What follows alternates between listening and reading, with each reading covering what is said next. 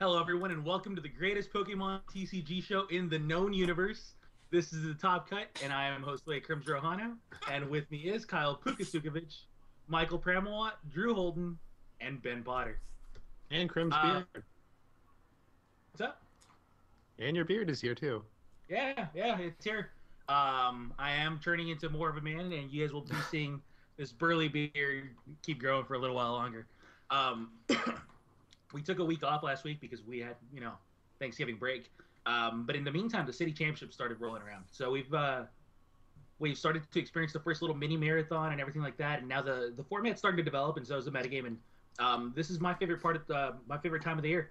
So I kind of want to get started right away. I kind of want to hear you guys' reactions to the metagame and its evolution that it's going through right now. So we'll start with Ben. Can you kind of give us a run through of what you think? Yeah, played in cities. I guess I got a feel for what people are playing. Landorus is more popular than I thought it would be. Blastoise is less popular, at least in the couple tournaments that I played in. I got ninth and fifth, so that's not bad for my first two tournaments. Just gotta keep on keeping on. Clink Clank shocked me.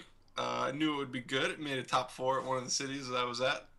But yeah, Buffalont also a standout player in the new format. We got a lot of cool things going. Yeah, that's really interesting to me that you think Blastoise didn't really make a showing. Are you saying that you expected it to be like half the field or something, or was it Well, just nowhere to be seen? I expected to play it like more than once in the two tournaments that I played in, and I only played it once, and that was against Mike. So, All right, yeah, that is really interesting to me, and we'll get back to that soon. Mike, now Ben says that he played against you and you were playing Blastoise Keldeo.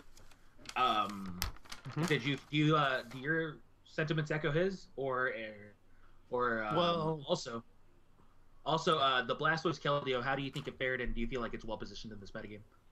I think it's kind of settled itself in as like a pretty good deck, like tier one.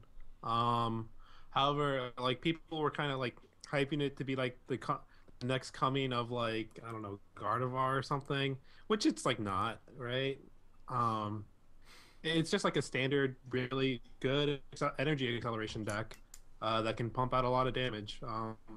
Maybe in past formats it would have been considered really, really good, but unfortunately we have catcher and things like that to keep it in check. So I think it's like a decent deck, and I think a lot of it, since it's so new too, a lot of people are building it like their list for it is going to be off.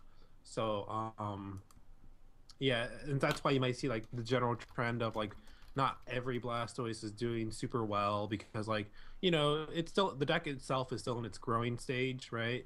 It needs time to like people to figure out how to build it properly, figure out how to make it like just not be only consistent, but also like adapt to like what other decks are in the format.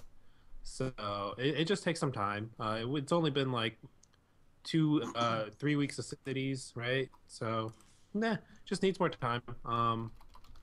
As for actually how I felt about the deck, not bad. I mean, like I went 4-2 to the ones at the one city I went to.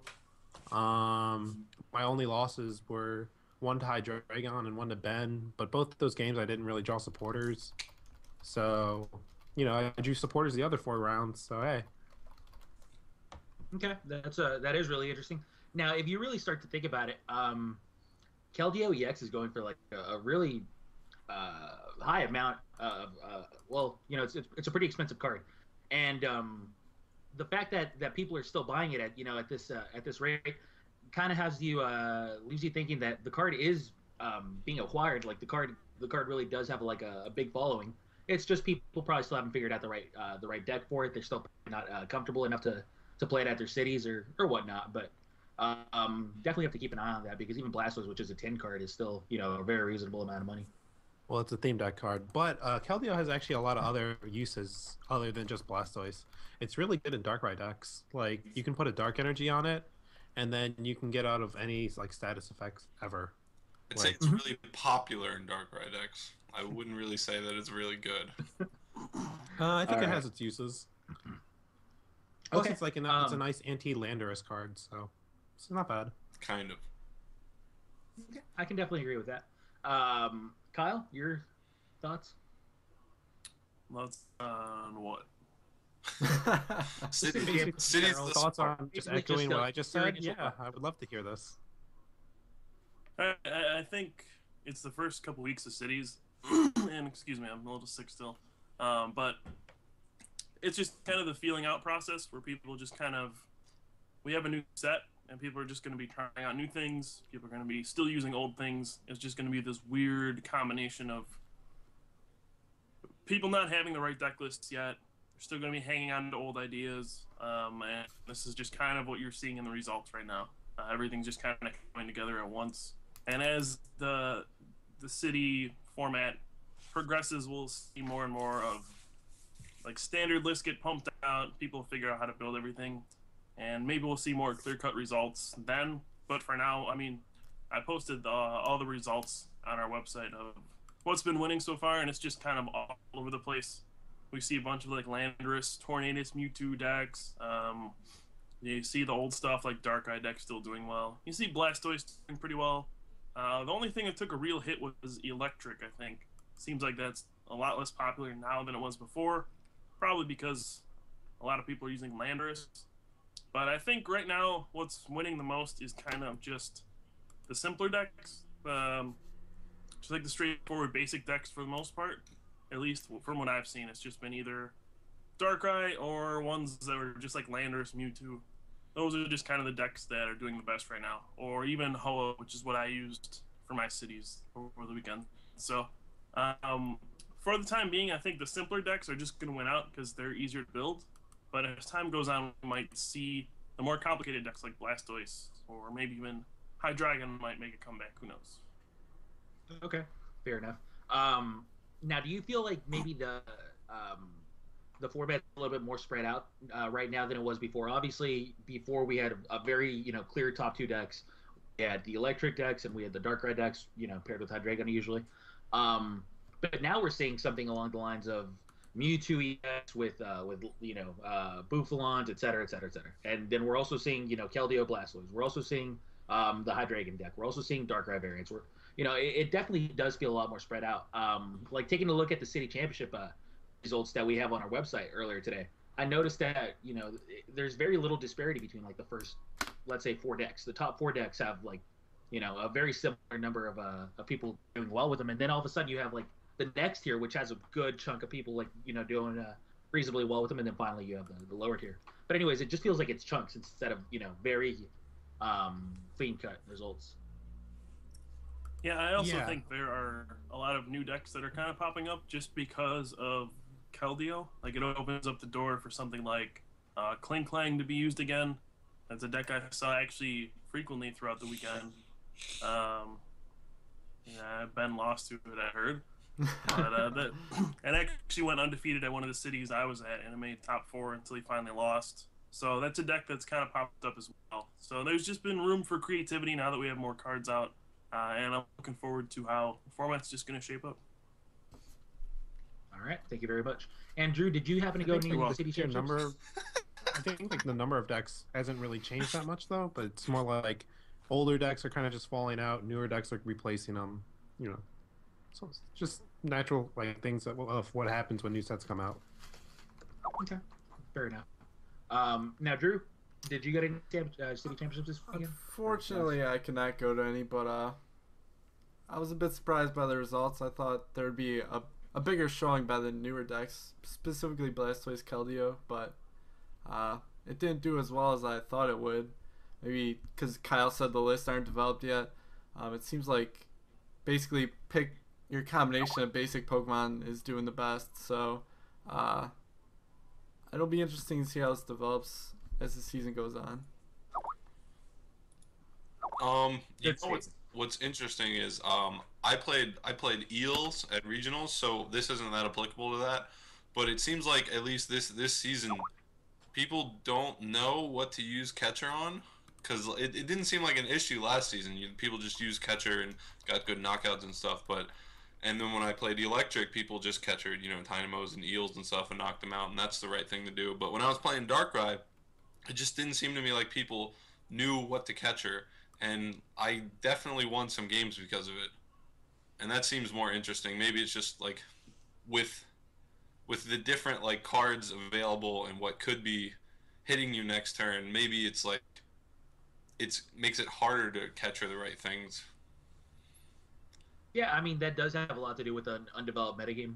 A lot of people need repetition in order to really understand what they have to do at certain stages of the game, and you just don't have that repetition yet. Like you have so many targets, and now you're thinking like, oh man, Buffalon, is that going to be an issue later on, or maybe I should two hit this Mewtwo before et cetera, et cetera, et cetera. Um, and a lot of people do seem to have a lot of trouble with that, and that's one thing that you kind of notice over the years that it's not as cut and dry for them as it might be for you or whatnot. Um, but yeah, that's an interesting assessment. Now, I want to ask a general question for all of you guys. How do you feel that the metagame is going to start shaping up in these coming weeks? Like, I'm just talking about maybe this coming weekend and next weekend, and we'll do this step by step throughout the city championships. But coming from our very first couple of weeks, we can figure out that first of all, first week, we can figure out that first of all, the metagame has not shaped up yet. Second of all, like Kyle said, all the big basic Pokemon are really starting to kind of take over right now.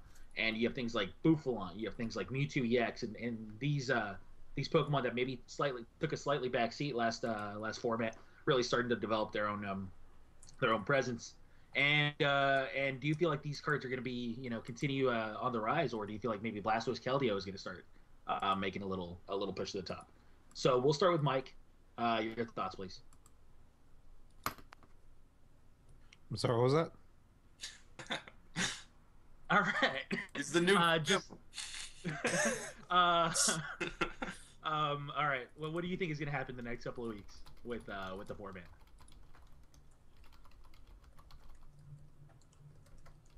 I got it all the way up to the next couple of weeks. With the format, Bran. Oh, okay. I think like it's hard to say. I think as Blastoise decks get more sophisticated, they'll naturally start to do better. Cards like Buffalon are really good. I think that's going to be like on the rise, but only maybe like temporarily once people start realizing like Buffalon's one of those cards where if everyone comes to a consensus, Buffalon is good, then it stops being good because people can just like play things like kill it really quickly, like Terrakions or things like that. Maybe they'll just play less EXs. So it's a weird kind of like dance that it's probably going to happen within the next couple of weeks. It can go a lot of ways, but I don't think you can really predict with accuracy what's going to happen until we get a little bit more information. Whoops. My mic muted. Okay, fair enough. And Kyle, your thoughts, please. At first, for my initial testing, I thought Blastoise was probably the best deck. And then as I started to play it, I actually played it for a city this weekend. And the more I played it, the less I actually liked it. It felt more like Emboar was before, because, and let's be honest, it's the same card. The ability is exactly the same. Only difference is that you have Keldeo to not only it doesn't discard energy, which is nice, and also you have the Russian thing so that you don't get stuck by catcher. But it still has the same problem as Emboar had before, which is N. If once you go later on in the game, like you can hit that explosive turn early on in the game, or turn 2, turn 3, you can start building up Keldeos, start attacking. Maybe you'll hit a huge turn where you dump 7 energy onto a Keldeo and get a huge knockout. But what happens is you get your Keldeo knocked out, and then you get N down to like 2, 3, even 4 cards.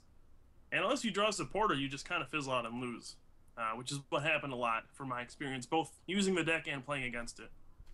So I think you're going to have to find some way to avoid that problem. I don't know how, but it just seems like the deck is so vulnerable to N. It's not like the other decks where it's just like, Darkrai can just have another, I don't know, just have like 2 energy on a Darkrai already, and then you'll be ready to attack. For some reason, Blastoise, I mean, you have to load up a Keldeo sometimes to just do a bunch of damage. So you usually have like all your eggs in one basket, and you're holding onto energy retrievals or something, and then you just get end and lose them, and then eventually you just don't get a last attacker. That's what always happened to me. So I don't think even improving lists will help Blastoise that much, because I think just N hurts it so much. And as long as people keep playing 3 and 4 Ns in their decks, it's going to be tough for Blastoise to really survive and win huge tournaments. It's strong enough to where it will win, but I don't think it's going to be the best deck just because N exists. Okay, very good assessment. Drew, I know you haven't been playing in cities, and I know that you might not have as firm grasp into the format as maybe these guys do, but what are your thoughts? Well, I'd like to see like the new trainers get integrated more. Like I think Scala is a crazy good card. I know people are playing it, but maybe people get better at using it, stuff like that. We see more stage 2 decks that really abuse it better. Maybe not Blastoise, as Kyle said. I'd been playing that as well on PTCGO, but which, I mean, let's be honest, PTCGO isn't the best testing ground. My Kyurem 24 Kyurem deck is a winning record, but Sheesh. so I guess real life Blastoise isn't as good, but I'd like to see some more stage 2 decks pop out. There's a lot of good stage 2s, the Kling Clangs, maybe some Gothitelle variants. They have sort of some usability with Darkrai, stuff like that. So I'd like to see some new stage 2s come out, mix it up with the basic piles that people are playing now. Okay, and what do you feel like the stage 2s can do to really abuse these big basics? I don't know, man. They're just stage 2s. I like them. We got all these. This is a stale format, man. I'd just like to see people try to mix it up a little bit. I'm tired of these basics. These EX Pokemon, they make me sick. I don't know how you're going to beat them, but you will. Just play stage 2s, I promise. I mean, there's so many cards that just came out with so much potential. I mean, you could play like Gothitelle. You could have Celebi in there, try to abuse maybe Gothorita powers or maybe some other attack. You could Kling Clang uses Keldeo. Drill. What? Excadrill is stage 1, and he's not too good. He's not too good. But you can combo him with Hooligans and then just be like baller with heads. I do like Hooligans. It's a fun card. I'd like to see people bust out some Hooligans in cities. Sometimes you just gotta hang out with Jim and Cass, live on the wild side. All right, we have our forever noob comments going on from Drew. Ben, what are your thoughts? I think a couple cards are gonna pop out to be more and more popular. The first is Bouffalant. The card is just really strong, and I feel like as long as EXs are around, Bouffalant's gonna do a ton of damage, and it's gonna be just a really strong card. Also, another card is Tornadus EX. I'm not that much of a fan of the card, but it seemed like a lot of people like the card a lot, so maybe more people will start playing it just because people tell other people that it's really good. It's not bad. Doing 100 damage is pretty good, but it just seems okay to me. I think the only reason Tornadus EX got better was the Spersia City Gym. They gave it plus 20 hit points. Yep. Because that makes it really good against Darkrai, actually. No matter what, that's going to be a 3-hit knockout from Night Spear, which is a huge difference. With the, I think maybe Darkrai lists are gonna change for that specifically. Like I think you're gonna see more Bouffalants in Darkrai, because Bouffalant's baller. Or you could just maybe see a stadium in Darkrai. You could, yeah. Nobody wants that. Oh, I mean, you could even play like the janky ones, like Battle City. Why didn't I just play like Bouffalant? Like it's only one prize, you know. Does 120 damage. Does 100 damage even with Eviolite. You know, Bouffalant seems like better than a stadium. Okay. We'll see. Yeah, we'll see. Yeah, we will. All right, guys, back off. Relax. It's time for Fight Club. Woo!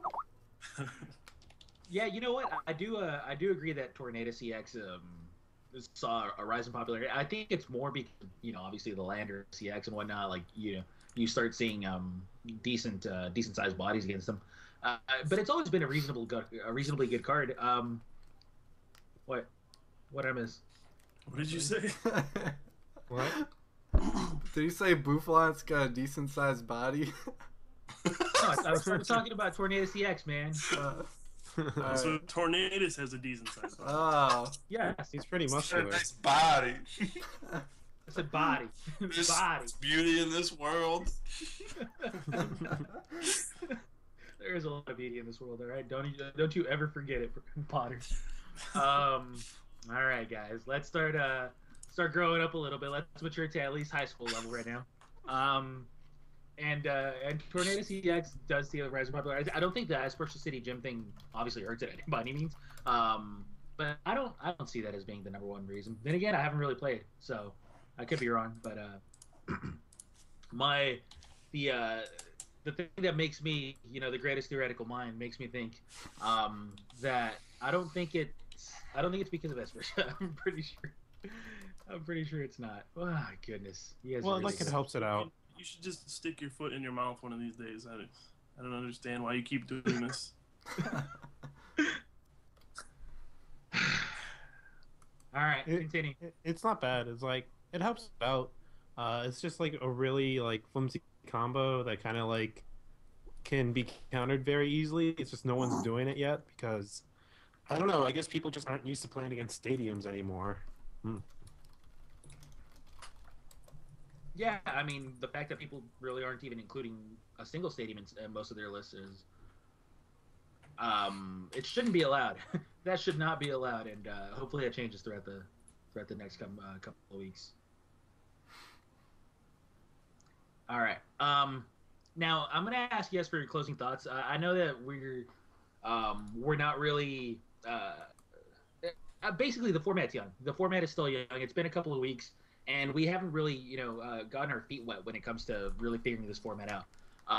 So it's not cut and dry by any means, and it's a process, and the process is barely beginning. So I'm interested in seeing what's going to happen. But really, in the meantime, we're just going to start. We're going to keep we're going to keep kind of just figuring things out as we go along. So. Anyways, I'm going to ask you guys for your closing thoughts on this, and then we're going to take a break and go to viewer questions. So, your closing thoughts on on the city championships, and what people can expect out of you in the next week. Basically, you're going to be on the tournaments or not. Potter. Yeah. I'm going to see who that's directed at. 1 or 2 tournaments next week. I'm going to Virginia for a tournament on Saturday. And then, depending on how much money I have left, I might go to a tournament in Delaware on Sunday. But that's if I can afford the tolls. It's like $13. It's crazy. But yeah, that's the plan. I'll probably go to both, and I'll probably get 2 top 8s. Bank it. Bank it. One of these days, you're going to be right, Potter. One of these days, you're going to be. I was right. Darkrai won all regionals. I was so confident I didn't even play Darkrai. All right, Drew. What about you? You said that you're not going to be going to cities pretty much this entire season, right? Yeah. I would say the odds are probably 0 or 1 cities. I'm not even sure where they are in Ohio. Probably 0. Let's be honest. I haven't even looked, so not making any plans anytime soon. I'm just grinding away on the PTCG all day, man. I'm a bum. As far as the format, I don't know, man. I think you guys beat it to death. Just like to see people try more fun stuff instead of these basic decks that have been all over the place. Yeah, I don't know. Okay. Pram.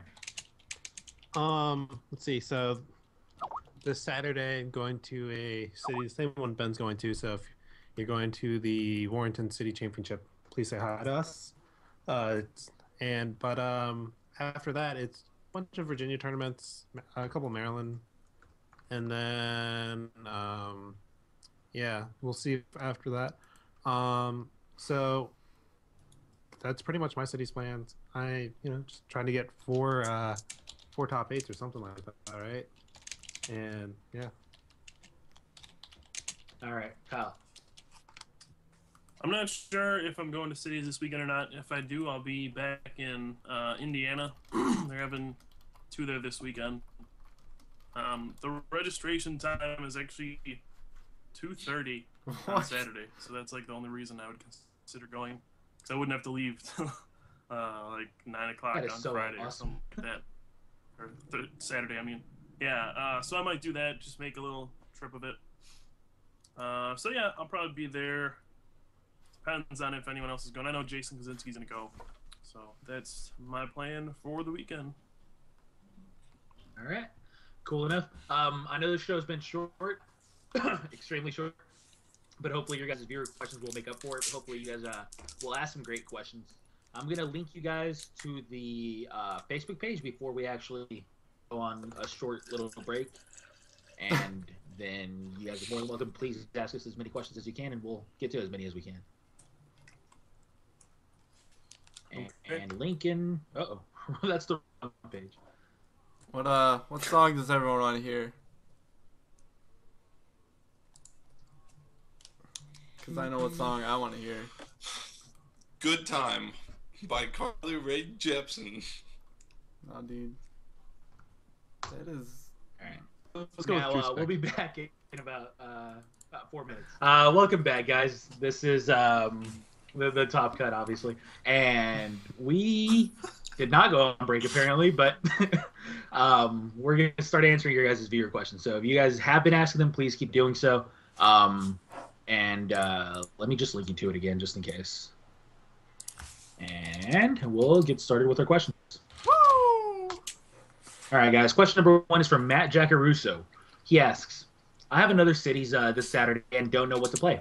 Ray Eels hasn't been working well for me, so I'm torn between 3 decks, but I'm equally comfortable playing.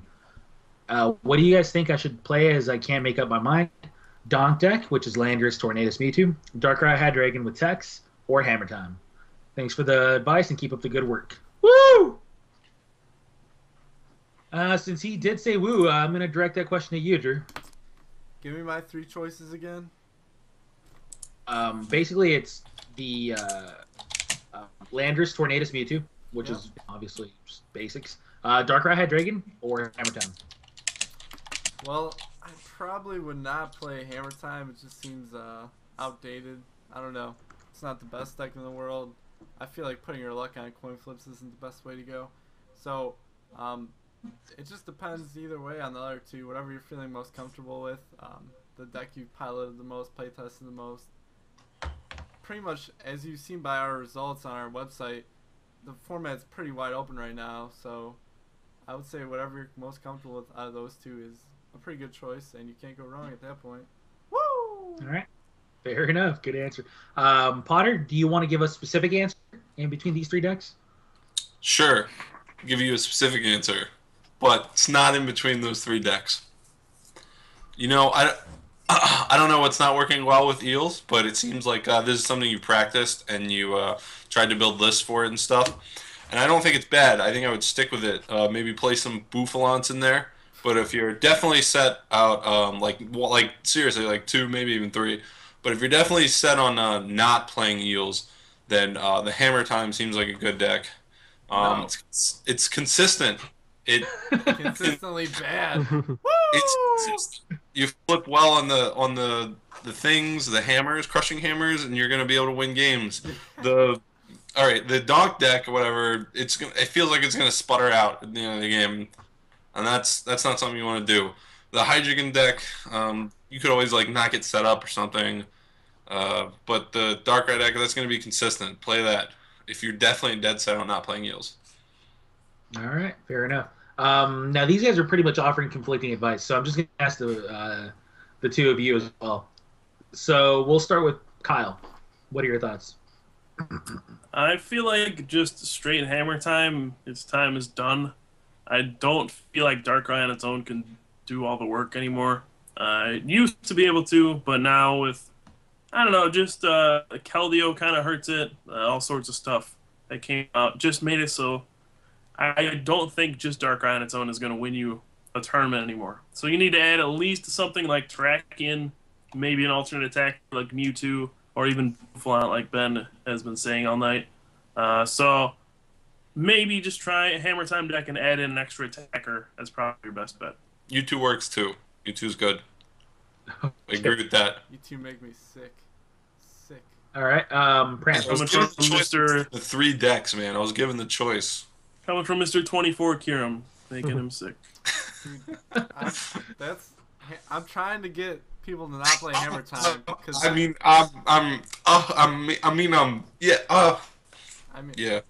Hammer Time is Kiram's worst matchup, so the less people play that, the better chance I'm gonna have.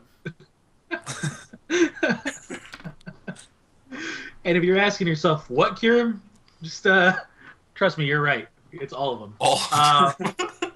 There's no wrong answer. There's no wrong answer. It's Drew, do you pretty play much- one of the Dragon Vault Kirams too? No way. I just play the regular Don't Kiram. worry. Yeah. I'm You know that Oh no.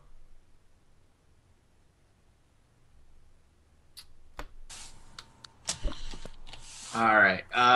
Last time you saw us, we actually had cameras on and everything like that, but apparently the internet happened, and we're back in the Stone Ages. So hopefully you'll enjoy our pictures instead.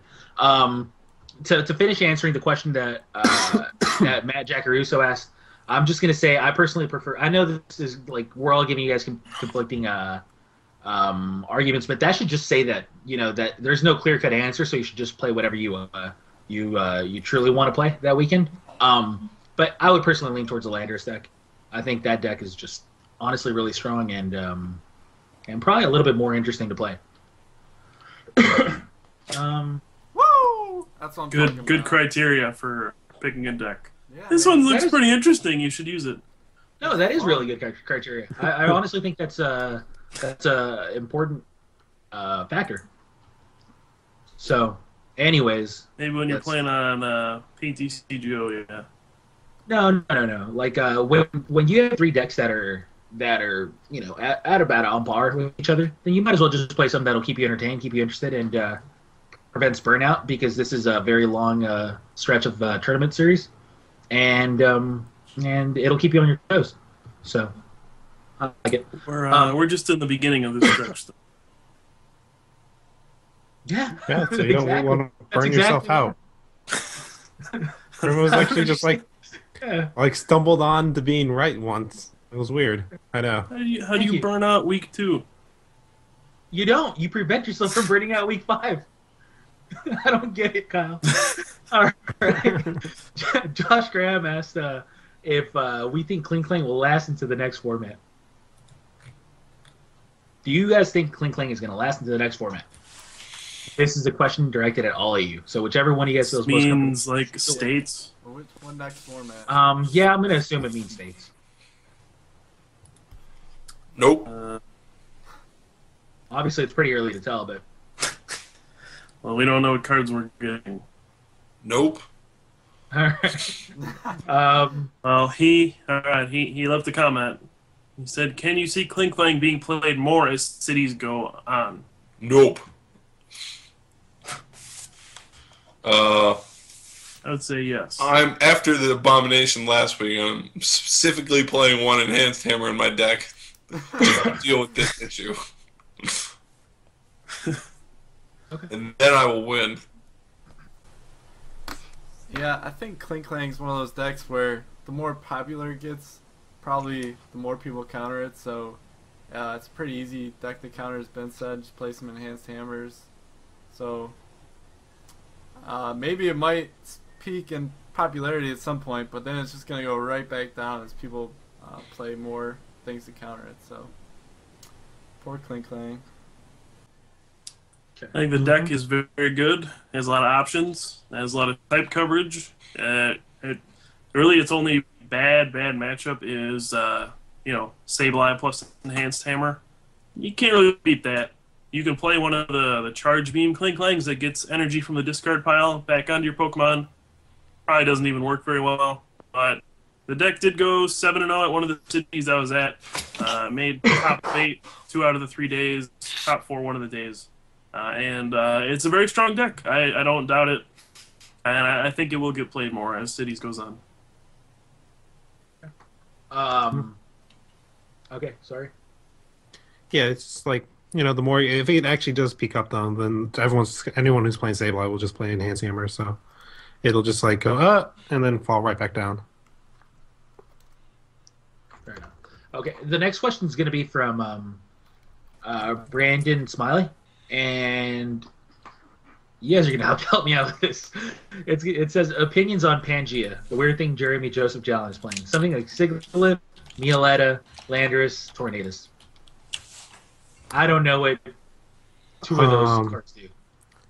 Well, Meowetta, it basically knocks out Mewtwo if Mewtwo has 4 energies on it. I hear people typing looking for the card. And then for 1 psychic, and Sigilyph is just really Sigilyph is really good versus EXs. A lot of the basic decks don't run Sigilyph counters, so they just kind of like go, oh, I lose. Boofalon. So yeah, I mean, like it's okay. If you run into like anything that can like handle either, then you're kind of dead. But it's not bad. Okay. Kyle? Yeah, I think it's a nice metagame deck for like the beginning of Cities, just because people are so focused, like Pram said, around like the basic EX decks. I've seen decks with just like 4 Sigilyph, and the theory behind that is like most of the basic decks, they run like 1 or 2 cards to deal with Sigilyph. Like they'll run a Terrakion or something, or maybe Boofalon or just something that can knock out a Sigilyph, but they can't knock out 4. So what just happens is the Sigilyph just knocks out their 1 counter, and then they have nothing left to deal with it. So I think early on this will be a card that just kind of makes an impact. I actually used one in my Ho deck, and it helped out quite a bit in a lot of games. So Sigilyph is kind of underrated right now, but it's just another metagame thing, kind of like Klinklang, where if it gets enough play, people will start to counter it. So it's just it's good maybe once or twice, but eventually it'll get phased out, I think. So in reality, what you're trying to say is that it's actually good right now.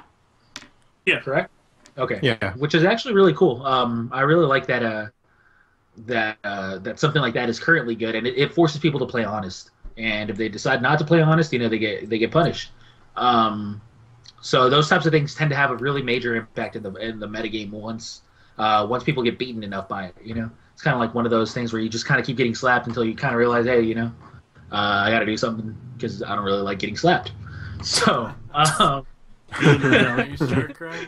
I thought that was a really good analogy myself. I don't know about you guys, but I gave myself a pat on the back for that one. All right, let's see. The Don't next worry, it question was is very easily understood. That's exactly what makes things good.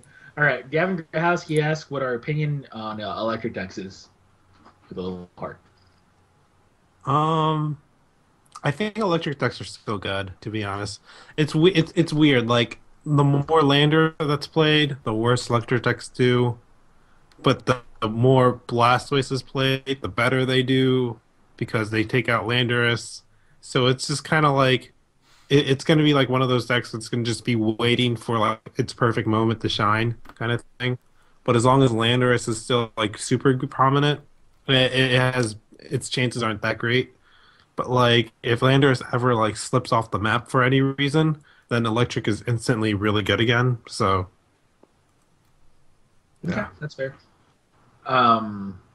Drew? I mean, electric is one of the strongest, probably. I mean, it and Blastoise are the 2 strongest energy acceleration cards in the format, and it's a good card.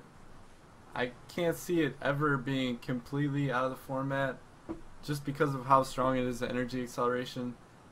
And, you know, you can't underrate it. That is always one of the energy acceleration decks are always good when they're in a format, so it's just a good card. I can't ever see it going away completely. And I mean, how well it does is probably reflective on just the Landers decks that show up, because it is the direct counter, and if there's no Landers decks, then it can do spectacular. The sky's the limit. Woo! Now, Kyle, do you disagree with that? Do you feel like Electric is poised to just kind of like disappear? No, I think I've said this a few times. It just seems like every set they come out with something new to try to make this deck go away, like Darkrai and then Landorus. But it doesn't go away.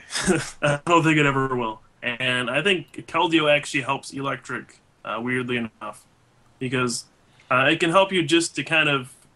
you're already playing Sky Arrow Bridge in the deck just because the free retreat is nice with Dynamotor. So what can happen is Keldeo gives you a nice option to just like rush in and you get a 1 retreat cost. Basically acts as a switch, so you don't have to worry about Electric getting stuck in the active spot anymore. And also Keldeo gives you a nice... I mean, it's not a great attack, but it can hit Landers for 80 if you have 3 lightning on it, if it has an Eviolite. Otherwise, you do 100 with just Secret Sword, because it only takes 3 colors. And Landers is weak to water. So I think Keldeo is a card that really fits in well with the deck. Otherwise, both versions of the deck still work. I think if you run the Mewtwo version, you want to run Tornadus EX and Boufflant now. But the Rayquaza version works just as well. And Electric probably got a little weaker, but it's not going away anytime soon. Fair enough.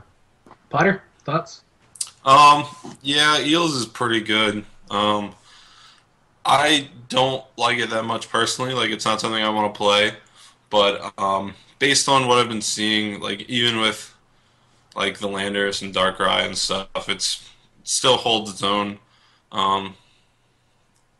And it's kind of like Darkrai in a sense that like you're putting energies in the discard for like a payoff like later, except your payoff is like further along, and you're getting the rewards like higher rewards for it, and that actually might be better than Darkrai. I'm just a little scared to play it because I just want to minimize my chance of not getting like bad hands, and I guess Darkrai is the most consistent.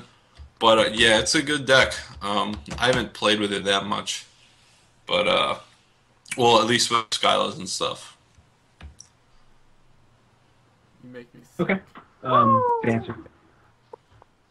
All right, Dax Edmondson asked a good question in my opinion. Okay. Dax Edmondson asked, "Hey guys, I was wondering if y'all think playing fun decks at a tournament every once in a while is good for players so we don't get bored with always playing competitively and getting bored with the game in general. Also going to my first tourney of the season on Sunday. Any advice? Thanks." Now Kyle would be the negative Nancy, the party pooper himself, and say something along the... Oh, no. Don't even start, Mr. Why would you play decks for entertainment? Look, Mr. Bad Deck Monday himself.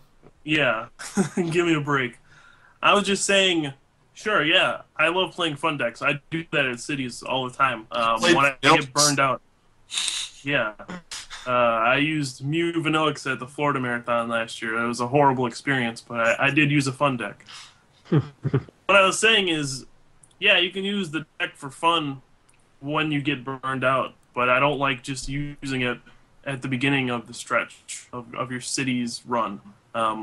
You want to try to play seriously as long as possible, but when you hit a point where you're burned out, then just play a fun deck, whatever. It's important to do that, important to keep things in perspective, and just say, you know what, it has to be fun, otherwise what's the point of playing? It's a card game. You can't win 100% of the time. So yeah, I do play fun decks every once in a while. I still do that. And a lot of people don't, but I do feel like that's important. Now, some would argue, myself included actually, that you would want to prevent yourself from getting burnt out rather than wait until you do get burnt out. Because when you get burnt out, the last thing you actually want to do is play in a tournament. This is not your career. This is not your job. You don't have to play in a tournament if you don't feel like it. And if you're getting burnt out, then at that point you kind of just say, hey, look, I can take a week off.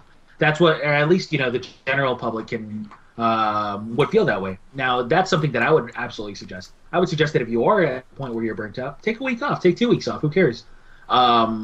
This is not the life or death thing. And the last thing you want to do is make yourself hate this game. No amount of world championship fights are gonna make up for that. So my suggestion is always gonna be like when you feel like playing a fun deck, when you wake up in the morning and say, you know what, I don't really feel like playing this this Terrakion deck or this Landorus deck this tournament. I don't really feel like playing this this uber competitive deck, and I kind of want to play my Empoleon deck that I've been messing around with. All right, cool, dude, go for it. You have plenty of other tournaments to really make up for it. And that's always been my stance. I've always said, you know what, do not wait until it happens. Don't let it happen. Make it so that you're always enjoying this game, and that's a stance that I'm going to stand by for pretty much forever. Now I do want to hear your rebuttal if you do have one, Kyle. I have one. I do, yeah. For me, it's I don't know when I'm going to be burned out, and I also don't know how many tournaments I'm going to be able to attend. Stuff comes up all the time. Maybe I won't be able to go next week. Maybe I get sick next week. Who knows? So I don't like to just kind of do it in advance because maybe I'm wasting an opportunity that I won't have to earn championship points or something like that. So instead of saying, I play this too seriously, I'm going to get burned out, so I'll just play a fun deck this week. I would say, as long as I'm focused, I'm just going to keep using my deck that I think gives me the best chance of winning. And then if I do get burned out, then I'll take the break. Otherwise, I might miss an opportunity, if I get sick, my car breaks down, something stupid like that. Okay, that's fair enough. Potter, you said that you had a rebuttal yourself. Yeah.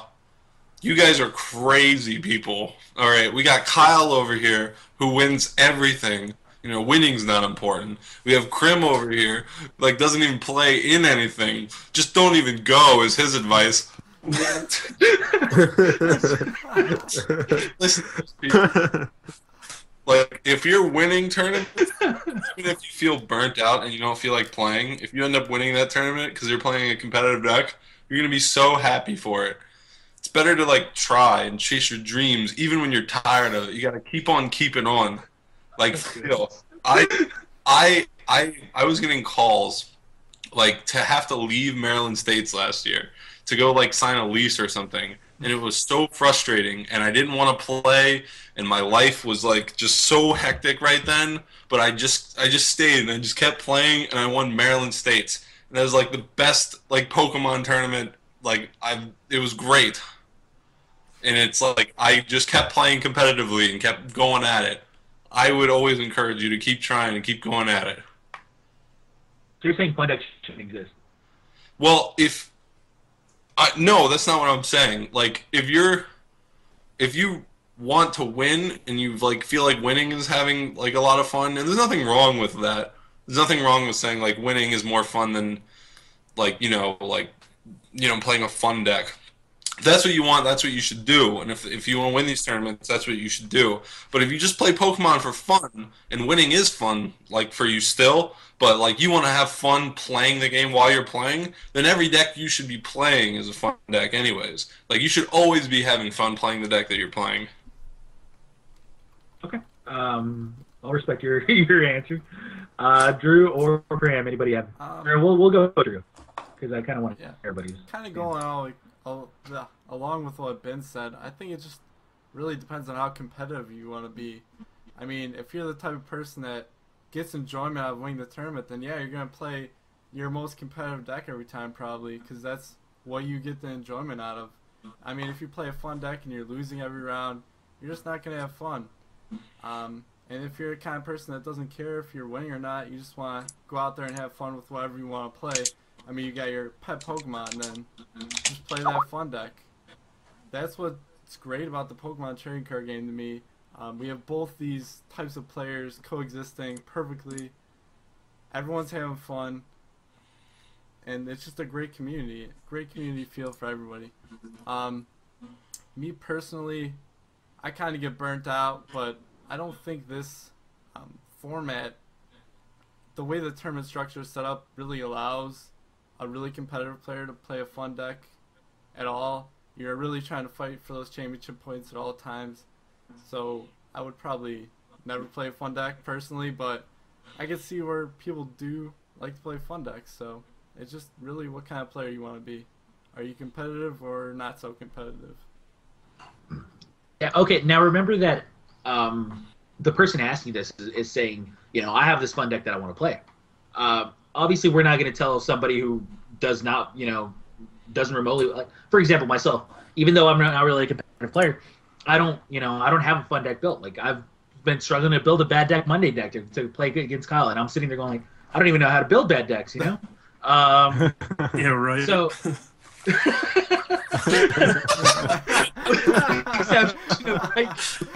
It's okay, Krim. You just don't know they're bad yet. With the exception of Entei Raikou, I don't know how to build bad decks. And Wailord. And every deck look, man, I created eggs, all right? Yeah, you pretty much taught Kyle how to build bad decks. Everything he learned from you. I think the original bad deck was the Eggs.deck, deck, and it just happened to be good, so I just went with it. Okay, so anyways, I don't normally, I should say, normally is the keyword. Build purposefully bad decks. There you go. Covered all my bases there. I don't normally build purposely bad decks. So that's not really something that appeals to me. But I can definitely understand why somebody would have that appeal. And that's who we're talking about. We're talking about the people who are saying, you know what, I have this, this fun deck, not necessarily a bad deck, but this fun deck, and I'm considering playing it. We're not talking about the super competitive people that are saying, you know what, it's between, tier 1 or tier 1 for me. No, we're not talking about these dudes. We're talking about the other dudes, the dudes that are kind of having that dilemma. And if you have that dilemma within you already, then at that point you have to be like, well, dude, I mean, you're thinking these thoughts for a reason. Why is this so so difficult for you? If you feel like having fun one day, do it, man. I mean, I don't understand. I really don't understand what could make you say no, I'm not gonna do this anymore. I'm gonna stick to my Landorus deck. I'm gonna stick to my Darkrai Hydreigon deck. No, dude, that's not the way life should be lived or whatnot. Like that's one of those things where it's like, if you feel like it, go for it. This isn't one of these life or death moments. Your house payment isn't on the line if you lose this tournament. No, I agree. Sounds like anybody that's going to be asking this question wants to play the deck, and I think they should.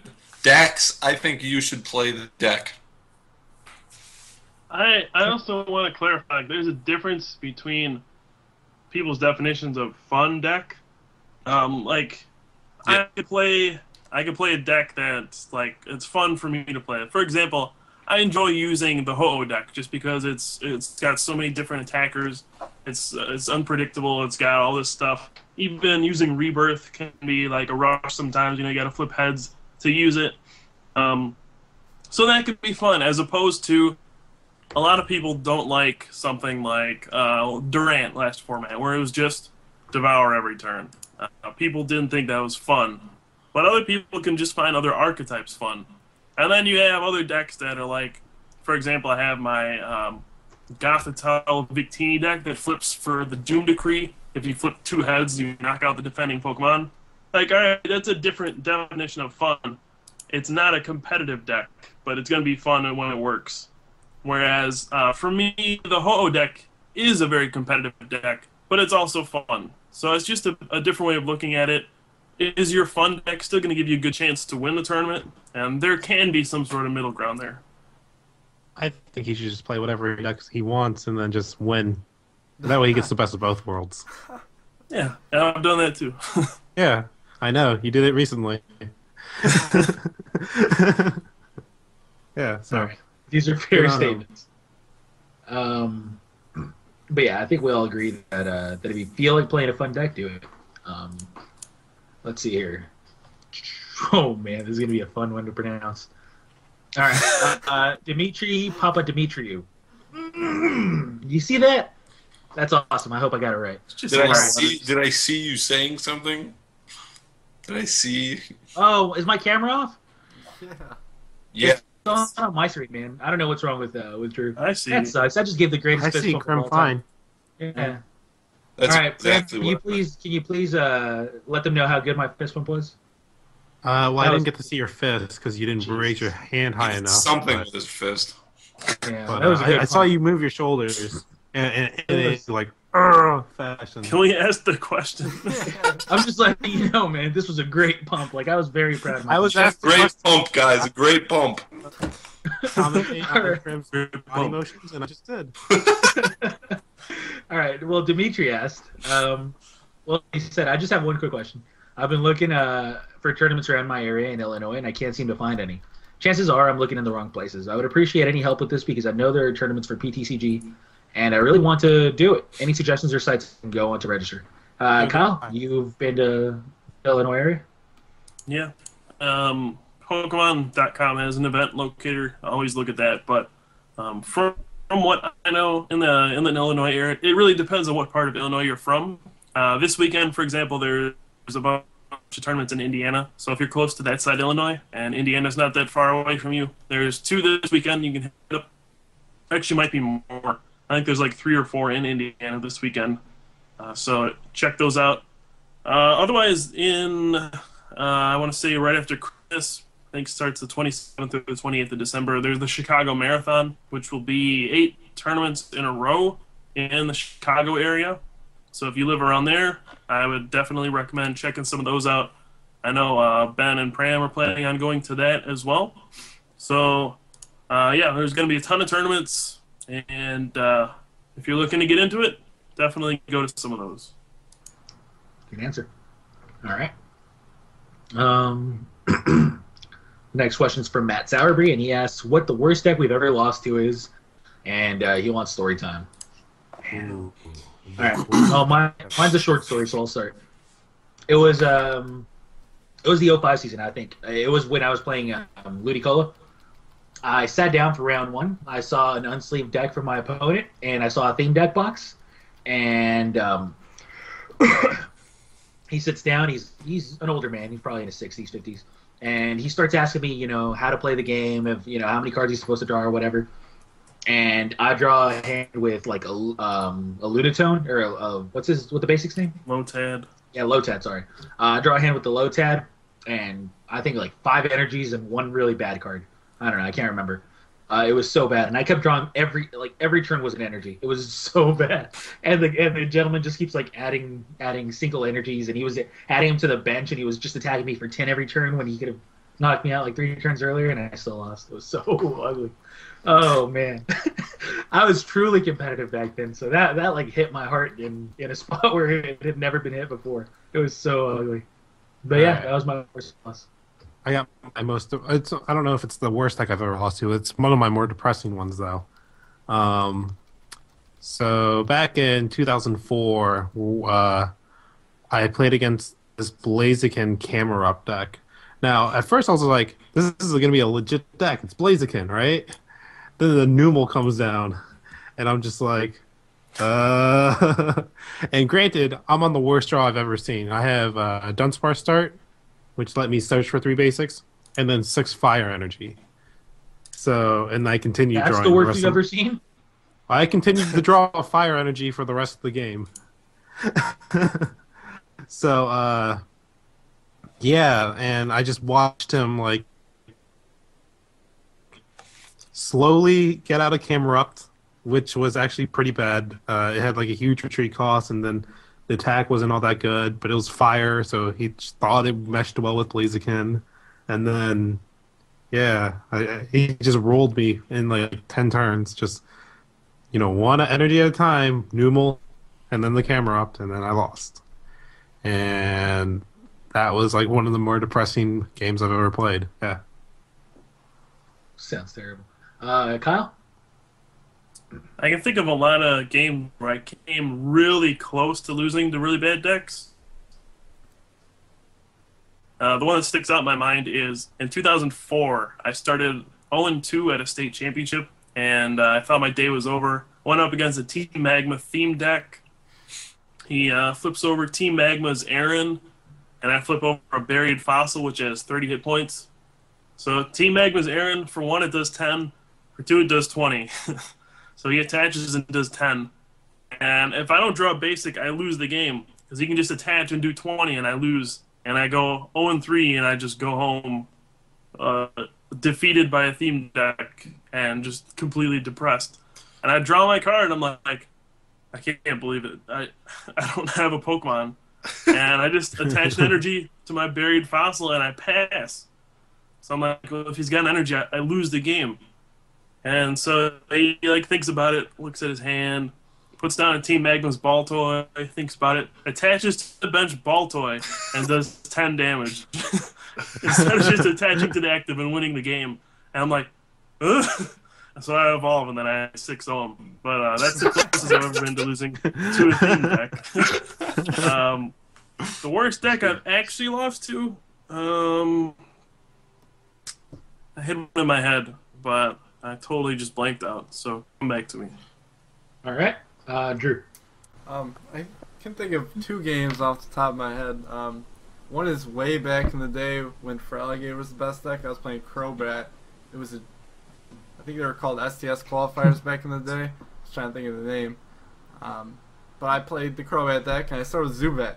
And Zubat always has 40 HP. And I'm playing this kid that, it's like his first tournament ever. And this is back in the day when people just had no idea how to play. They just had whatever they had in their deck. So I have this lone Zubat. I don't even remember what my opponent's playing. But he attacks me. He goes first, he attacks my Zubat. And I draw. I have absolutely nothing. I pass it back to him, and he knocks out my Zubat. So I just lost to this kid that has no idea what he's doing. And after the game, I lost. But he shows me like an Abra or Kadabra or something from base set, which wasn't legal. So I actually got the win because his deck was illegal. So they take away the win from him and give it to me after I lost. So my Zubat gets KO'd, but I get the win. And then I end up winning this tournament because I had the win. Because of that win. Like, I bubbled into Top Cut, and then I win the whole tournament. And one of my wins was this Zubat concession, or whatever. Yeah, I ended up winning that tournament, too, by the way. Yeah. Or I almost lost to the theme deck. I had one tournament, the States, I hadn't really been playing that much. There was a period where I, didn't play at all. So I showed up to the States with an Armadillo, I don't know what. Armaldo. I think it stopped trainers or something once you got it out, but it was a stage 2 fossil, and they've always been horrible. So I was playing this deck, and back in the day you could have a deck with only fossils because they count as basic Pokemon, and you can choose the mulligan. Like if you didn't want to play the fossil down, you could just choose the mulligan, oh, it's not basic or something like that. So the object of the deck was make my opponent draw as many cards as I could, and then I would get this Armadillo, whatever it is, out. And it was obviously horrible, and I can't even remember how his opponent was playing, but I got blown out that whole tournament. And my deck sucked. I just remember it, though.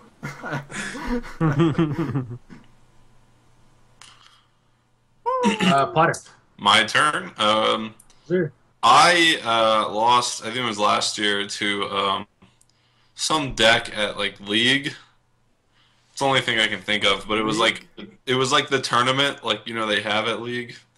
So that's the only thing I can think of. And the deck was just manually attaching to Pokemon, and the guy had a Zekrom. So I think I just did I took some damage from it, doing 120, and then it had an Eviolite on it, and the guy just manually attached these lightnings, and my start was kind of slow, so I think I had my Darkrai, and at one point I was just I'll just attack it and do 90, or do 70 plus the 20, and putting it at 90 or whatever, and it was the next turn I'll play Juniper and just get my second Darkrai up and just knock it out. Well, I Junipered for 7 and I didn't get any energy cards, and then that Zekrom proceeded to just knock everything out because I started to just draw so badly to a manually attached Zekrom, doing outrage in my face for the rest of the game.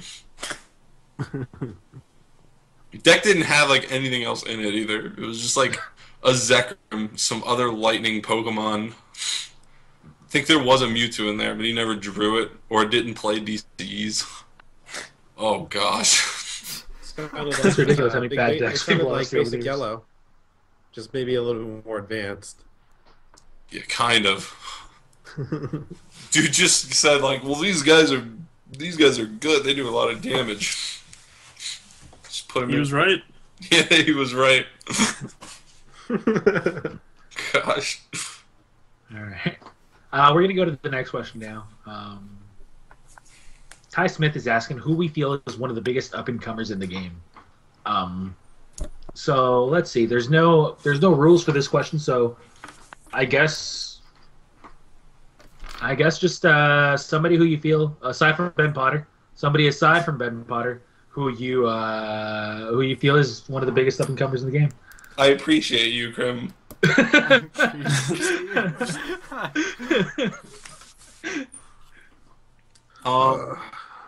That's a tough question. Yeah, it is. It really is. Especially if you haven't really been in the tournament scene this year. It's a really tough question to answer.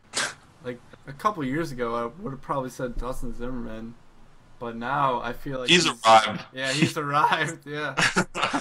There's a couple kids that play locally that I feel have the opportunity to be really good, but really haven't had a big win yet.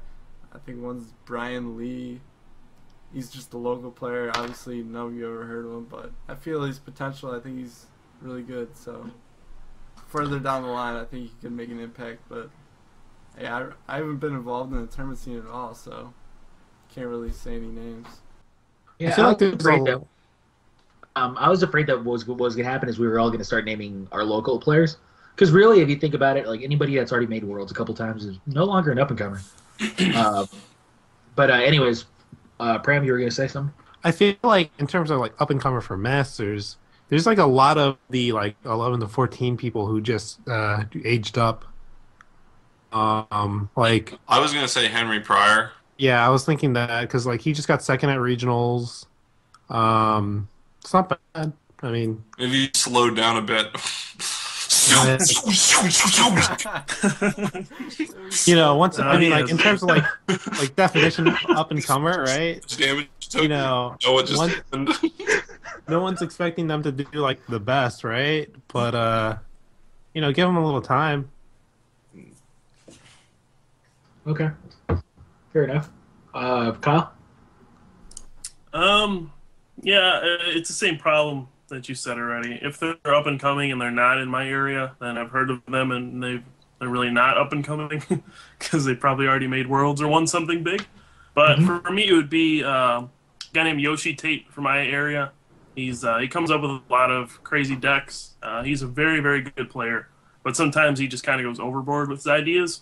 He just like plays too much stuff in one deck, but his ideas are always really, really good. Like he was the first one I saw playing the Mew Excelgor Vileplume Chandelure deck during Battle Roads. Yeah. He used Terrakion in CMT before anyone else really did. He was using that around states. And he was the first one to actually use that whole the Sableye and Cyrus's Initiative thing. He used that like the day Cyrus's Initiative came out, the one that cards out of your hand. So he's come up with a lot of crazy decks, but he hasn't had his big breakout moment quite yet. Yeah, man, you keep knocking them down. Yeah, I've beaten him in the finals a couple times. I know, I've casted a I run couple of them. Yeah, Yoshi Tate, as Cram likes to call him. Hey, man, there's no, I don't get like a pronunciation like suffix next to the names, man. I read it like I read it. What? T-A-T-E, dude. T-A-T-E. Hey, man, if you want to like Tate. add things, or if you want to put like how to pronounce like words I've never seen before, cool. Hey, man. All I'm saying is I pronounce Dimitri Papadopoulos or whatever perfectly. Papa Dimitri. And you can't Yeah, pronounce you Tate. say that now until someone corrects you. Yeah. You know what? Be like, hey, man, you got my name wrong, but that's okay. I'll say one thing. It's not okay. He just takes you out. I think that anybody that's been mentioned as many times as Yoshi Tate has by Kyle, to me personally, like in private conversations, obviously has Kyle's respect, and in return, I mean, he kind of has my respect too, because just all the really great things that Kyle has continuously said about this guy, just randomly and over the years or over the last few years has been like unreal. I haven't heard him talk somebody up so much as him in a long time. So I'm gonna have to trust Kyle's judgment and say that Yoshi's got to be one of the names that unfortunately hasn't broken out yet.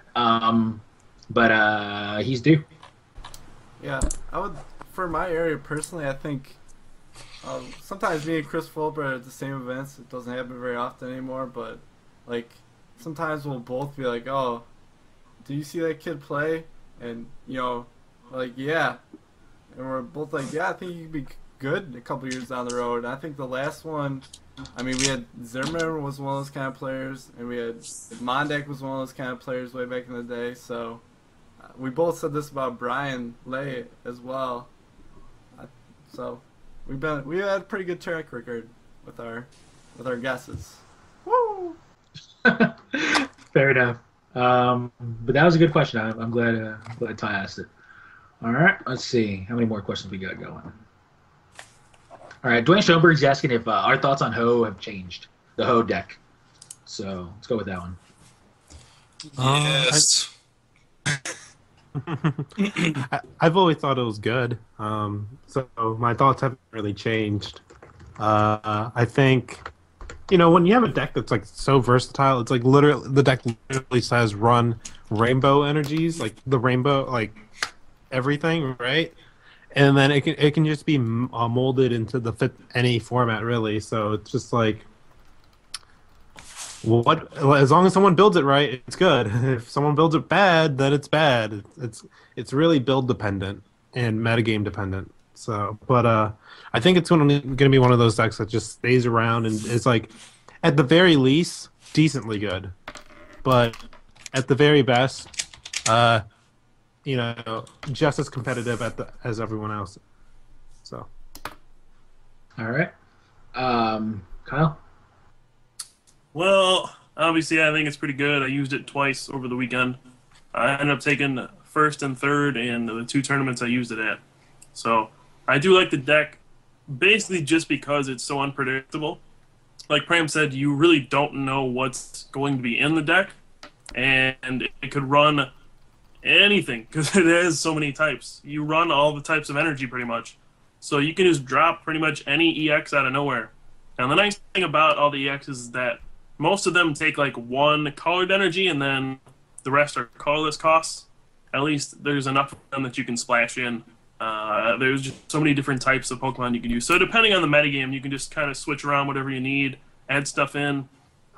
For example, the guy who won the second tournament in the Indianapolis, the mini marathon, he ran a Ho-Oh deck, but it was with Tornadus EX and the Asparagus City Gym and 4 Super Scoop Ups. So that's one way to run the deck. And then I ran it completely differently. I don't focus on Tornadus EX. I don't play Super Scoop Up really. But there's just so many options. And that's really the strength of the deck, that you really don't know what to expect. Yeah. All right. Kyle was describing the deck to me. It just sounded like one of those basic decks that everyone was playing with the whatever basics you want to play plus Ho-Oh thrown in, because you can always discard it to Ultra Ball and bring it back later, and it randomly counters stuff. So that seems like a good card to me. You just throw it in the discard pile and bring it back when you need it. Okay. I've always thought the card was really good. Obviously, lately, building a deck for it's been letting me down. But that just proves that the card is really unique, and I'm a fan of it. So, anyways, we're gonna take another deck builder's ability. What's up? It's just up to the deck builder's ability. Yeah, I bet it is. We're gonna take a quick little break right now. We're actually answering a lot more questions than we thought we were going to. So the show's going a little bit longer than expected, but there's some pretty good questions. So we're gonna We're gonna take a short little break, and then we'll answer a few more, and then we'll call it a show.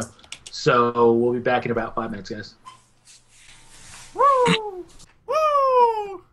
All right. So all right, guys, we're back from break number 2, and hopefully we'll be able to answer a bunch of your guys' questions from for the rest of the night. And thank you for asking so many. It was really cool, and so a lot of really good questions as well. Ty Smith asks his second question. He asks thoughts on online paid online tournaments. Are these good to expand the game to a new player base, or do they take away from the fun in the game? Now, like paying for tournaments online. So at that point, people start, bringing up the there could be cheaters, et cetera, argument. But really, the fact is that that's kind of the way things are done nowadays. Nowadays, a lot of people are playing online in major tournaments for card games, as well as pretty much every other game. Any game that can be played online usually has a tournament for it, and we're behind schedule on that. So what are your guys' thoughts? I think it's like, I can't see it being either good or bad, or rather, let me rephrase that. I can't see it being bad. More tournaments, more fun, right? I mean, sure, there's always gonna be like some kind of maybe like cheating look at it, but I don't think that's a big deal. I mean, rather, it's like you'll eventually weed those people out. You can just like ban them from future tournaments if they're caught. Revoke prizes from that person, and you just put in place a system that punishes cheating harshly. And in terms of like good, whether it's good or bad for the game, if people are having fun playing Pokemon, I don't see how it's a bad thing. Right? So yeah, fair enough. Drew. I was fixing something on XSplit. We're talking about money tournaments, right? Yep. Yeah, online money tournaments. Yeah, it seems kind of like that was the direction PTCGO was heading. They were talking about gyms for a while, where it seemed like you'd have to purchase gyms to enter tournaments or do something with gyms. So I'm definitely all for it. Woo! All right, Potter. What about you? I certainly don't think it expands the player base in any way or introduces new players. I mean, the amount of new players that are going to play, like, because they have the ability to play online like that for money is probably really small and doesn't make much of a difference. But I don't think it's a bad thing. I don't think it's a good thing. You're just pretty neutral about it? They're not for me. Not for me. Thank you. Okay, why is that? He's poor. No, I'm not poor. It seems to me like it's just like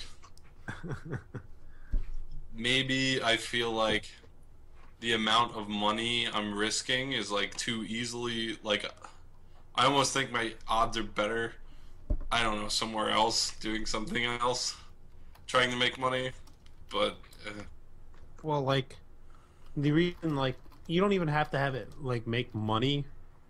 Like, you could have prizes at the end and have it as a cost to make people play seriously. Like, otherwise you're gonna have Kyle coming in with some bad Monday deck. He's gonna be like, and he just enters this tournament and he's gonna be like, yeah, I'm gonna get people, and people actually just want to like play seriously. Why do they want to play seriously? I don't know, because they can't find playtesting partners. Prepare And for you can tournaments. just like talk Yeah. to people, play test. You know, Yeah, I that's mean, like, different. not every play like, first off, not everyone tests like that. Second off, not every playtesting circle is perfect. In fact, I would say most playtesting circles are not perfect. And by exposing yourself to a greater variety of players, you kind of get a feel for what everyone else is playing, what you should be playing, what works, what doesn't work. So it's a good environment to like really fine tune a deck. Kind of. Okay. Just- Now I know that to a lesser extent we're gonna have gems coming out really soon. I'm done. I was about to put a little asterisk by that when I say really soon. We do know that gems are gonna be coming out. Now, this is gonna be paid tournaments with quotations, but to a really small degree, I'm gonna assume. So, would you be okay with something like that, Potter? Not if the glitches still exist. Yeah, I mean, clearly, things like this. And I guess I'm okay with that. That's kind of like Magic the Gathering Online. Yeah, very simple. I certainly don't trust any of the other like sites for playing Pokemon, like PlayCTG or anything like that. Like I'm not gonna put my faith in that. That's perfectly okay. But whatever. Kyle, what are your thoughts? I think this isn't a bad thing. Just getting these tournaments together. I don't think it grows the player base at all in any way, shape, or form. And the way it would grow the player base is if it turned into like a spectacle where we could like stream it, commentary, that sort of thing. But so far, I don't think there's like spectator mode in these sorts of things, which is what you need to have that sort of a production value in these kinds of online tournaments. So until then, I don't see any real value in terms of being able to expand the game with these things. But it's definitely something that could in the future. And it's not a bad thing to just have another way to play Pokemon competitively. Okay, fair enough. I'm of the idea that paid tournaments, all those things are good for the games.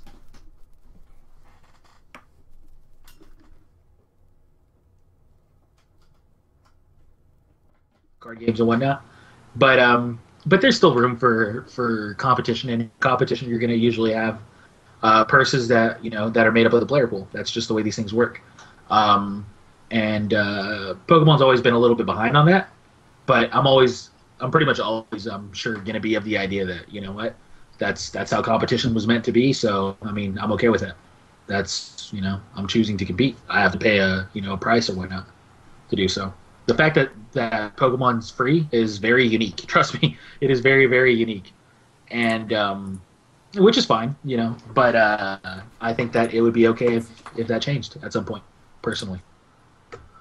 Let's see. Mike Canav has asked what we would say is the best deck in the format right now, and I hear a loud sound.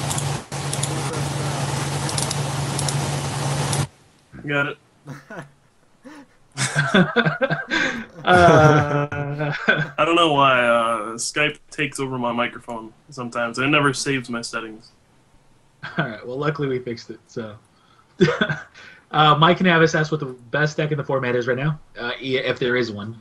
And by best, he doesn't mean beats everything, but brings consistency, individual and universal matchups, adaptability, and any other factors that you believe are important into play. Would you say that it's Blastoise Keldeo? So there's almost always a best deck in the format. Very, very, very rarely will you see two decks beat very evenly, very even, to where it's, debatable. But what do you guys think is currently the best deck in the format? I know Kyle's probably we'll see if this is debatable at this point, because if we all agree, then there's clearly one. But if we all differ opinions, then I'm sure we do not all agree. Yeah, I know we don't all agree, so this is easy. All right, so we'll start with you, Ben. I think Blastoise Keldeo. It's at least my favorite deck at the moment. I think it's probably, I think it's the best. I'm not really like sure though, because it's just like so unexplored. Where it's like, it's unexplored and keeping up with everything. Like that's like scary, right?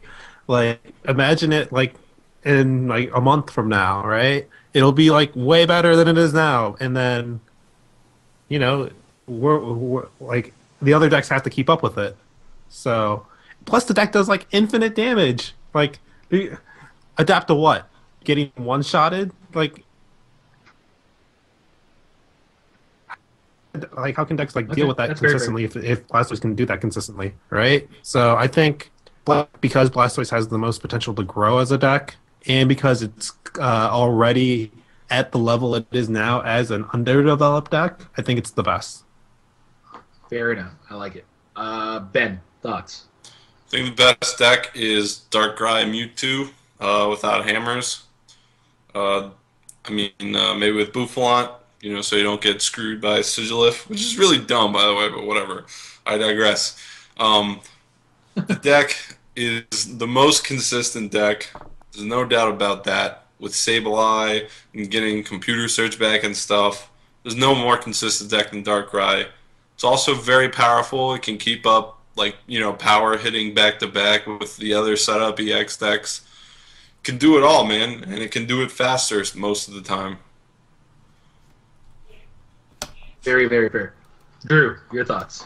I'm gonna go with probably a basic deck is the best deck, going along with what Ben said. They're just more consistent than the stage 2s are overall. That's the bottom line with these huge EX Pokemon with big attacks. Probably something with Mewtwo. Landorus has a type advantage over Darkrai, so I would go with that too. So Landorus, Mewtwo, and whatever other basics you want to throw in there. Maybe you're throwing in some Ho-Ohs, some Boomfalants, whatever you want, Make it up yourself. Woo! All right, it's the Pokemon buffet for Drew. So Kyle, your thoughts? I really don't think there's a best deck, and the reason I think so is that I think all of the EXs are like evenly matched. It's just so weird to me. Like pretty much everything just knocks out the other thing in 2 hits. I mean, there's exceptions like where a Mewtwo will come out with a bunch of energy, or Keldeo comes out with a bunch of energy. Sure, but those are kept in check by other Mewtwo's. So it just seems like everything is so even. There's nothing that's clearly better than anything else. And I don't think there will be. I think we're going to see the same results. We're going to see just a bunch of different decks winning all the time because everything is so similar. And especially when you end in the format, like there's nothing that can survive an end one unless you really top deck against it. Sure, some decks are better against it. You can use your board a little better. Overall, there's no best deck in my mind. All right, you're not predictable. I am going to go with Pram, actually. I think Pram is spot on in that the deck is so good right now, and it's probably the least figured out deck currently. And that's by a long shot. Like when you have things like Skyla and stuff like that to really up its consistency, it's got to mean something really important for the deck. And I foresee the deck becoming either hated on really badly to the point where, obviously it's like the deck against its counters or something similar to that, or it just actually becoming the deck to beat. Now, granted, when I say that, I don't mean it's, Blastoise, Keldeo, and then everything else. I think there's always going to be like one clear deck that's, that's slightly better than the rest at least, and then, other decks that can compete. That's probably where the format's going to be at right now. Kyle's definitely onto something when he says that these different decks are going to keep winning, but there should be one deck that wins a little bit more. And in my opinion, it's going to be Blastoise, Keldeo. But yeah, I guess that does prove something when people are disagreeing left and right within the top cut. Woo! Let's see. Next question is from Gavin Grahowski. All right, we'll ask it. I have no idea what this is, but what are our opinions on Carly Rae Jepsen's Kiss album? That's her like. That's probably gonna be Potter that's answering this. I listened to all the tracks on it. Hey man, listen, if I like songs by an artist, I'm gonna give them a shot and I'm gonna listen to like their album. And there's only like 3 songs that I actually like. The rest of them are kind of like, eh. I like the Call Me Maybe song, which is really catchy. I like the Good Time song, that's really catchy. And then there's a 3rd track on there called Hurt So Good, and that's really catchy too. I expect that to be on the radio soon, but maybe not. It's pretty good. Other than that, the rest of the songs are like they're way too poppy, and they're just like, they're not even that catchy. All right. I hope nobody else has any comments, but do you? No. Brand? I'll trust Ben's opinion. Okay. All right. Isaiah Middleton asks, well, actually, he can't ask that because Kyle's not currently on. I'll answer for him. All right. What does Pram think about energy discarding decks featuring Gothitelle and Celebi EX? Um, You want a chance? energy. Okay, okay. Featuring Gotham Energy Accelerating or what? What Repeat. do you think about energy discarding decks featuring Gothitelle and Celebi X? Oh, there's that Gotharita that does like or whatever the middle one, right? That does like hyper beam, the hyper beam effect.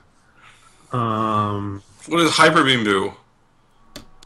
Drew knows. You attack for a bunch and then you have to wait your turn? There's actually two. There's two.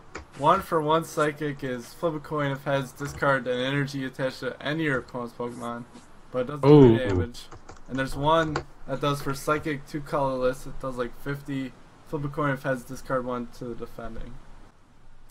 I think whew, probably doing the 50 defending is better because you want to get damage on the field too. Yeah, probably. But I could see a mix of both. The problem is it just Pretty like bad. loses to Mewtwo. Like that's like the big problem, right? You can remove all the energy you want, but when a Mewtwo comes down with a DC out of the hand, it's just gonna be like, oh no, Yeah. this is gonna be a bad time. So I hope you don't run. If you run that deck, I hope you don't run into Mewtwo DC. Because otherwise, it's just going to turn into a Mewtwo war where you run your own Mewtwo. So, next before Kyle figures out what we're talking about. Or how about Darkrai? Isn't that pretty bad too? They get like 3 energy on the field in one turn with the dark Let's- badges and stuff, and it has resistance. Next! Kyle's back. We got to go next. All right, next, real quick. Thanks. You're welcome. I answered for you. Actually, I do want to hear what you think about this, and Isaiah wants to too. What do you think about energy discarding decks featuring Gothitelle and Celebi X? Yeah, pretty good against the 24 Kyurem deck. What isn't? Well, there you go, Isaiah. Oh, man. His answer was way more harsh than mine. All right. Soren Newman asks where we would place Jay Horning if we had to make a list of the best players in the world, and are any of us going to be going to the ECC, which is all the way in Europe, so I highly doubt that. But and could you make a behind the cards with Jay Horning? So here's a Jay Horning fan for us. Where we would all place Jay. I think it would be a shame not to place Jay in the top 5 currently of current players that play the game. Where in the top 5, I'm not currently sure because there's a very stacked field going into this position. I would say top 5, probably in the 5th slot. I think he might be 6th, I guess, but he's up there. Can you name like more than 5 people? Yeah, right away too. All right, let's go. Crim. Woo! And then Jay in like number Jay. 6, right? He's like, no, it doesn't break the top 5. I'm in all 5 spots, It right? would probably be like Crim. One more Crim. Then Jay, then another Crim, just because I haven't been playing for a while. So I'm probably a little rusty. Can't occupy all the top 5. Crims are like assigned by year. It's like, The- well, this is the 2000 Crim. Like, the more names he gets in the top 10. He added another extra top 10 Crim because he's not playing. Oh man. It's like, this is current Crim. He's all the way at number 6. Yeah, probably more like number 20 or something, but it's all right. Yeah. Current Crim sucks, That's man. cute. Let's just That's face it. cute. Let's just face it. Current Crim sucks. All right, let's see here. Why are you laughing, Drew? Let's go. Current Crim versus current Drew showdown. Woo! I'm bringing Number my 1, boys STS.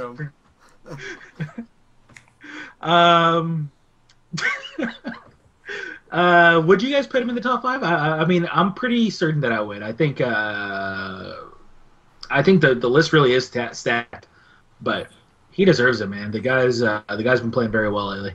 It's so like hard to put anyone in like the top 5 definitively because in terms of like skill wise, it's like like overall comprehension of the game, it's like you have like 10 plus people who are all like blending together in terms of like who's super good, right?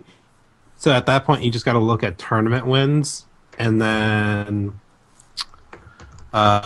Jay's probably up there. I would say Jay probably top 5 based on like tournament wins and stuff.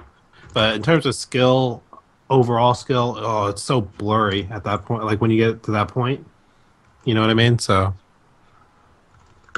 Yeah. Okay, yeah, I agree. Anybody else want to chime in? Just going off recent results, I think he top 8'd nationals, then top 4'd worlds. Is that correct? Top 4 both. Both. So yeah, just going off recent results, I think that's the 2 best results of the 2 biggest tournaments, like for any player. So definite top 5 in my opinion. All right. You got top 4 in another nationals, right? Yeah, I Yeah, was the just finals. talking like current, like What? most recent He season. got second. Oh, okay. yeah, I think if we go most recent, he's definitely a shoe-in for top 5. All time is like it's really blurry. Honestly, if we count only this most recent season, I think it'd be hard not to put him at number 1 even. But we're not saying just this last season. We're saying Hey, recent. man. We have this tournament called the World Championship for a reason. No, we don't. Hey man, That only says so much. Igor won worlds and his nationals. Yeah, man. Fine, man. All right, fine. Number 2. Like, if you Where want does to he live? There we go. There we go.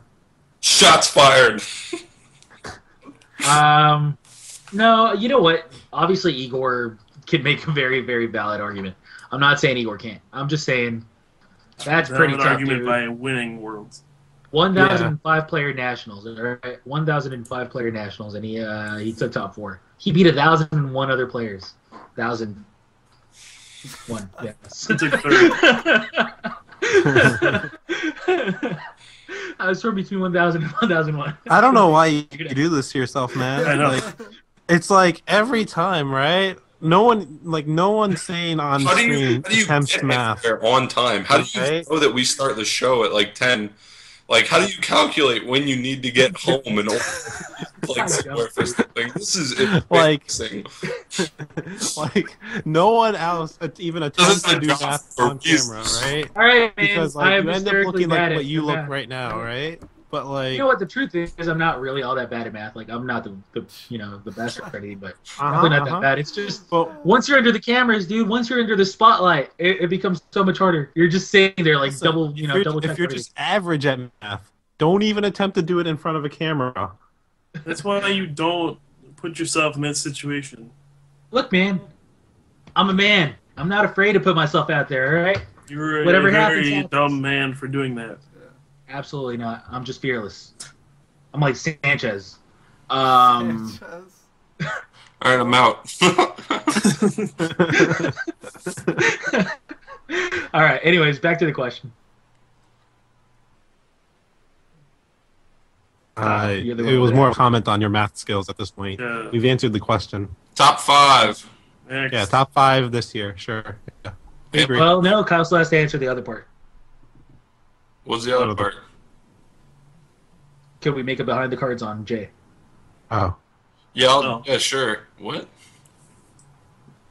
All What are you right. answering? That is the answer, apparently. Yes. Called it. Still have to do with Sammy first. Meow. Isaiah Middleton asked if, as a web show ourselves, do we think there's room for other web shows in the Pokemon community? No.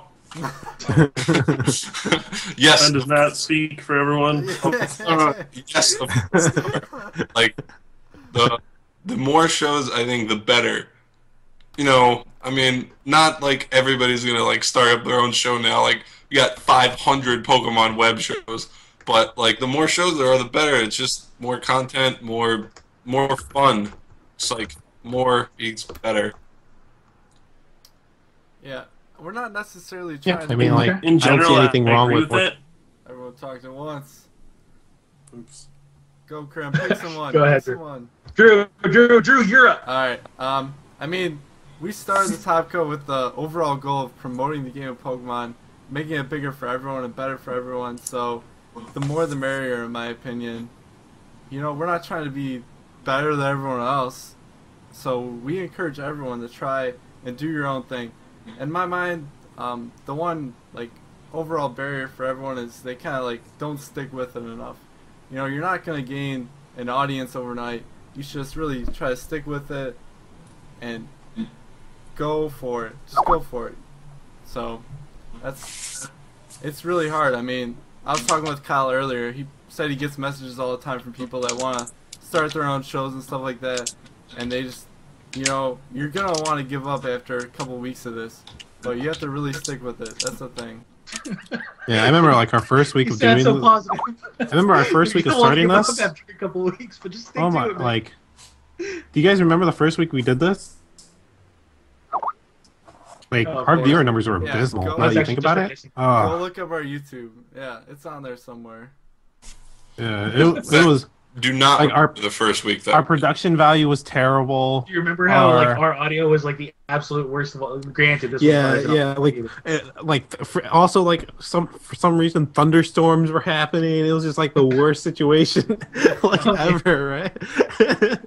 But like yeah. you learn from those things, and I think I think a little bit of competition is always good because it helps everyone or like grow. Like if one show is doing something another show's not doing, well then that the other show can learn from that and then see if they want to apply it to their what they're doing, and then vice versa. So I think it because like we don't do everything perfect, right? But we try to always learn and improve.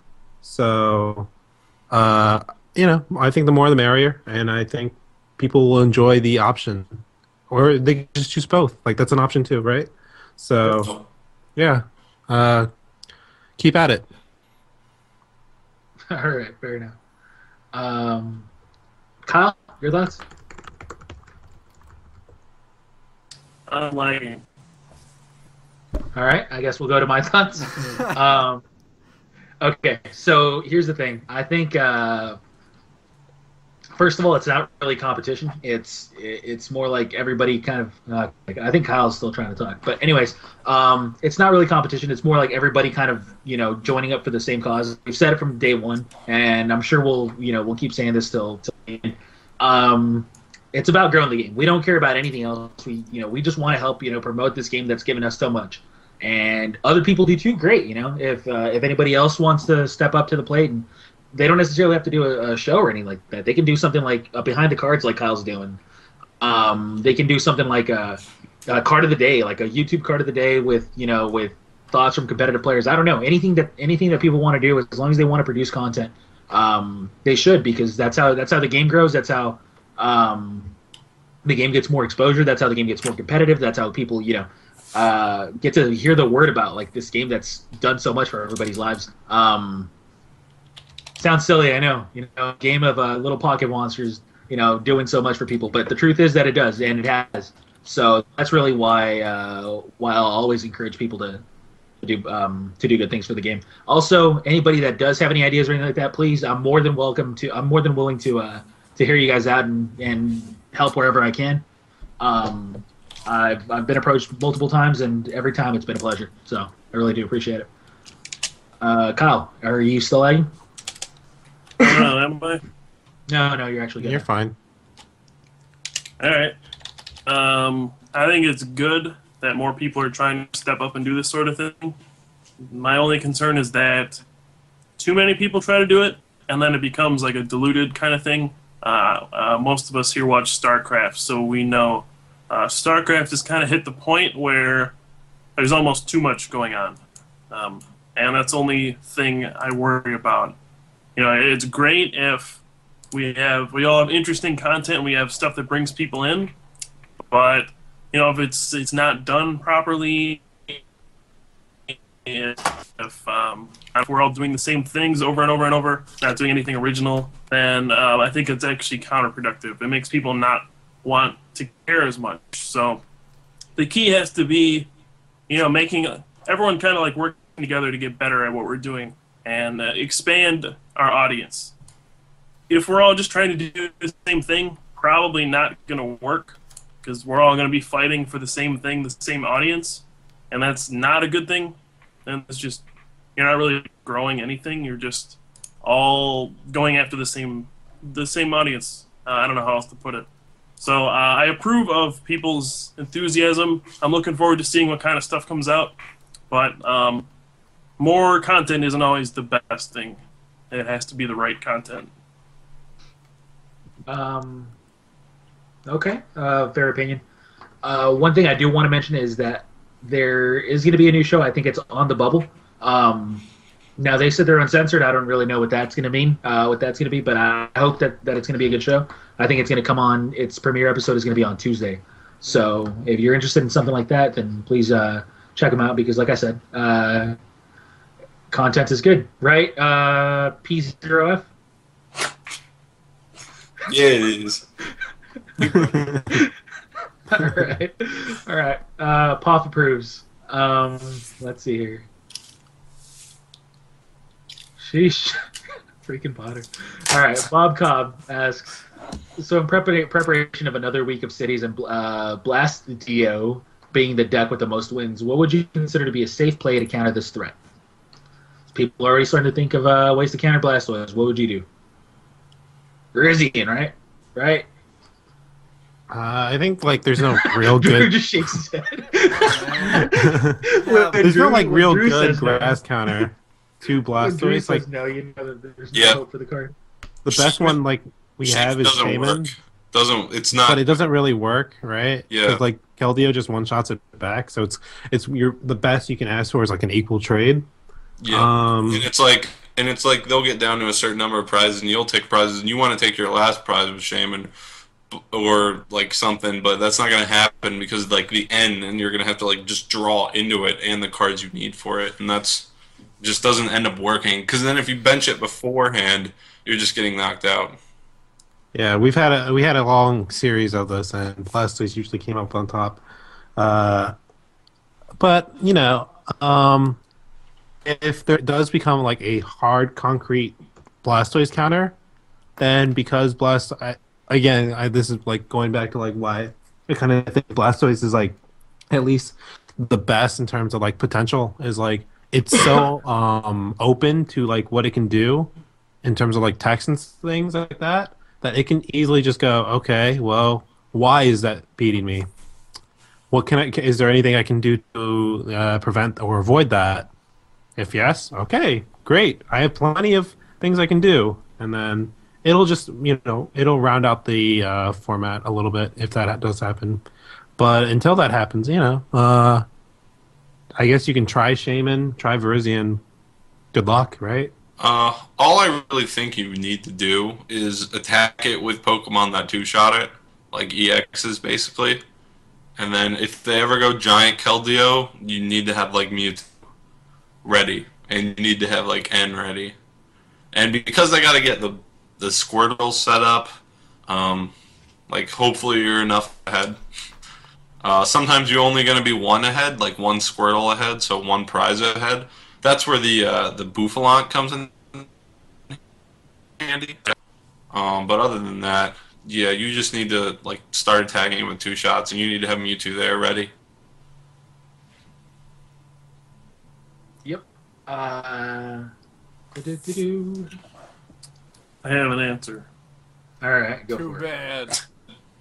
I think the best counters to Blastoise are actually just general cards like Bouffalant and Mewtwo. Those are the best cards you can use against Keldeo, honestly. If you want to use, Somebody come up back. Yeah. if you want to use a deck that has the best overall matchup, I think it's actually Darkrai Hydreigon. I feel like that deck actually just beats Blastoise very badly, at least from the games I've played. Unless they get like, unless they draw perfectly, like that matchup is actually really bad. I feel because if you're not knocking out their Darkrai in one hit, obviously they get the max potion. And if you do, they just drop a Mewtwo, and with 2 energy, they just knock out your Keldeo. and then you're kind of screwed anyway. F works out perfectly where if you do 30 to a bench Keldeo with a Night Spear, you can follow it up with 140 with Dragon Blast from Hydreigon. So it's actually a very bad matchup from my experience. Okay, fair enough. Let's see here. Plus, Shaman has that too. It does exist. All right, Garrett Williamson asks, "What are our thoughts on Pokemon Catcher? Do we feel that the card hurt the game? Do we think it helped the better for the better? Do we think without it, Stage 2s would be on a level playing field with these EX Pokemon, and the basics couldn't get captured? Since the basics couldn't get captured, if it were up to you, would you have ever printed the card? Would you ban it, or would you make it into an ace spec?" A ton of questions. I know, but there was a recent Hate Trainer thread about banning cards on and Catcher was the first on almost everyone's list. Told you so. That's all I'm gonna say. I'm proud of this, by the way. Proud of what? Your I mustache? told you so. It's gross. Yeah, man. I mean, like, we all kind of... Because you can't grow it, or even if you do, just because it's invisible doesn't mean that that you got to hate on mine. All right. It's kind of like... Yeah, I can't grow a mustache. I think Catcher is, like, it's done something... Like, we kind of, like... It's hard to say. Before Catcher, we only had Reversal. Like, we didn't have any other option, so I think Catcher is better than Reversal, right? Because the flips made the game so completely random. However, if we had any kind of alternative, like a warp point effect, or even like cyclones and stuff like that, I don't think Reversal would have done that as much damage as it did. And because Catcher got printed, like there's so many decks that just aren't good, will never be played because it can't set up, and as a result, like, well, what do we have left? A bunch of EXs, right? So, yeah, Catcher just like it's hard to imagine what the format would be like without Catcher because we have so many. You just basically have to like redo everything and then just kind of see what we're at. Okay. I agree with Pram. Next. You know, I don't dislike it that much. Jace Klazitsky would say, gives people more options. More options means more bad decisions. So I've been seeing some pretty bad decisions with Catcher recently. So maybe it's not that bad, but overall, you probably just get rid of it. I mean, like these decisions, like the Catcher decisions aren't like even that hard most of the time. Like it's like the worse it gets, it's like, how greedy do I get? Like that's usually like the worst it is. Like that for like what Krim said. It's not like that for most people. Like it's not obvious. Yeah, exactly. You know, there's a thing. People like to play the cards they have in their hand. There's like an undeniable thing that people want to play the cards in their hand, and it might not be a good thing. Maybe like patience is usually a really like good thing to have, but people want to play these cards, and playing these cards isn't always the right move. And like obviously, we know to not play the cards, but I would encourage people out there to really like have some patience sometimes with their cards they have in their hand. Playing cards is like there's an undeniable thing. People love just playing them. I think if Catcher is encouraging these kind of behaviors, then I think it's just making the overall player base like it's not as the behaviors. It's like even I don't know. It's kind of like people kind of like rewards bad too. People I think it just love playing cards. Yeah, but I think it like rewards people for doing things that aren't that good, but they can just it just ends up working out, right? Like there's no like bad punishment for Catcher. It's just like I messed up on Catcher. Oh well. It's like literally the worst it gets. Like with what you Catcher? Yeah. I don't know. I won lots of games because of it. Yeah. Well, what? Because your opponents messed up on Catcher? I mean, my opponents mess up with other things. It's like the same thing. I don't understand. Yeah, I mean, like, I think I don't know. I don't think there's that much skill to the card, and I I'm think not saying there's a whole ton. I'm just and the amount of so not- like like it's not like completely terrible, at least right now. But overall, yes, I would say probably just without it is better. yeah, I mean like I don't think people get better at the game by having this card in the format. I'll just leave it at that. That's true. Uh, I honestly do think Potter's spot on pretty much most things that he said. And especially the overextending part, people will inevitably make that mistake for a while. But Kyle, did you have anything you wanted to add? Ghost of Wind is probably one of the top 5 cards I never wanted to see printed again, but we have it. So you got to deal with it. I don't like it. You were, what's the right word here? Like it. Dude, it's top 5. There's so many bad cards, man. Did our thing go down? I think we went down. We went down. Top 5, yeah. Energy removal, super energy removal, last, rocket sea attack. Top 5 MCs, you gotta remind me. Okay. Is our stream up or down?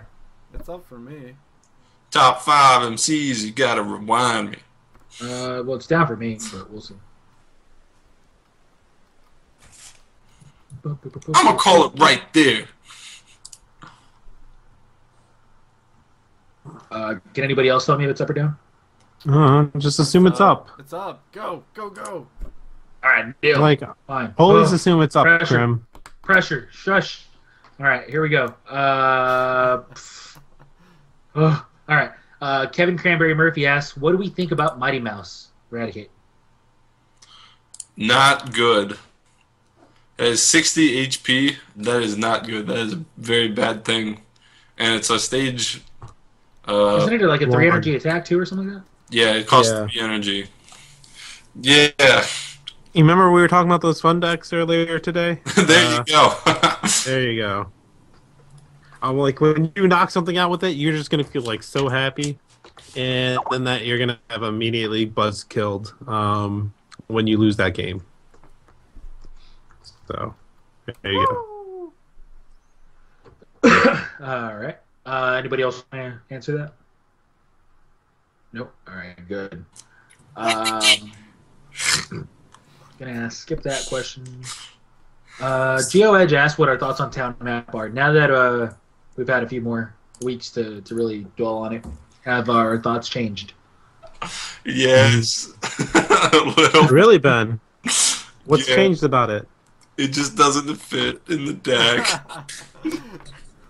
So basically, we went from It's a the 61st card. 4-1 decision that it was the 61st card to a 5-0. All right. All right. Well, at least we're all on the same page finally. Took a while, but we got there. You know what? I'm still not 100% convinced. You know, If I had to not every decision pick, is obvious. Not every catcher is obvious. You know, this is just one of those decisions that most people see, but not everyone gets. hey, I saw a very very good player using Town Map last weekend. Was And maybe it so? just fits in the deck. Maybe it fits in the Ho-Oh deck. I don't know. All right. Let's see. We're gonna have a couple more questions.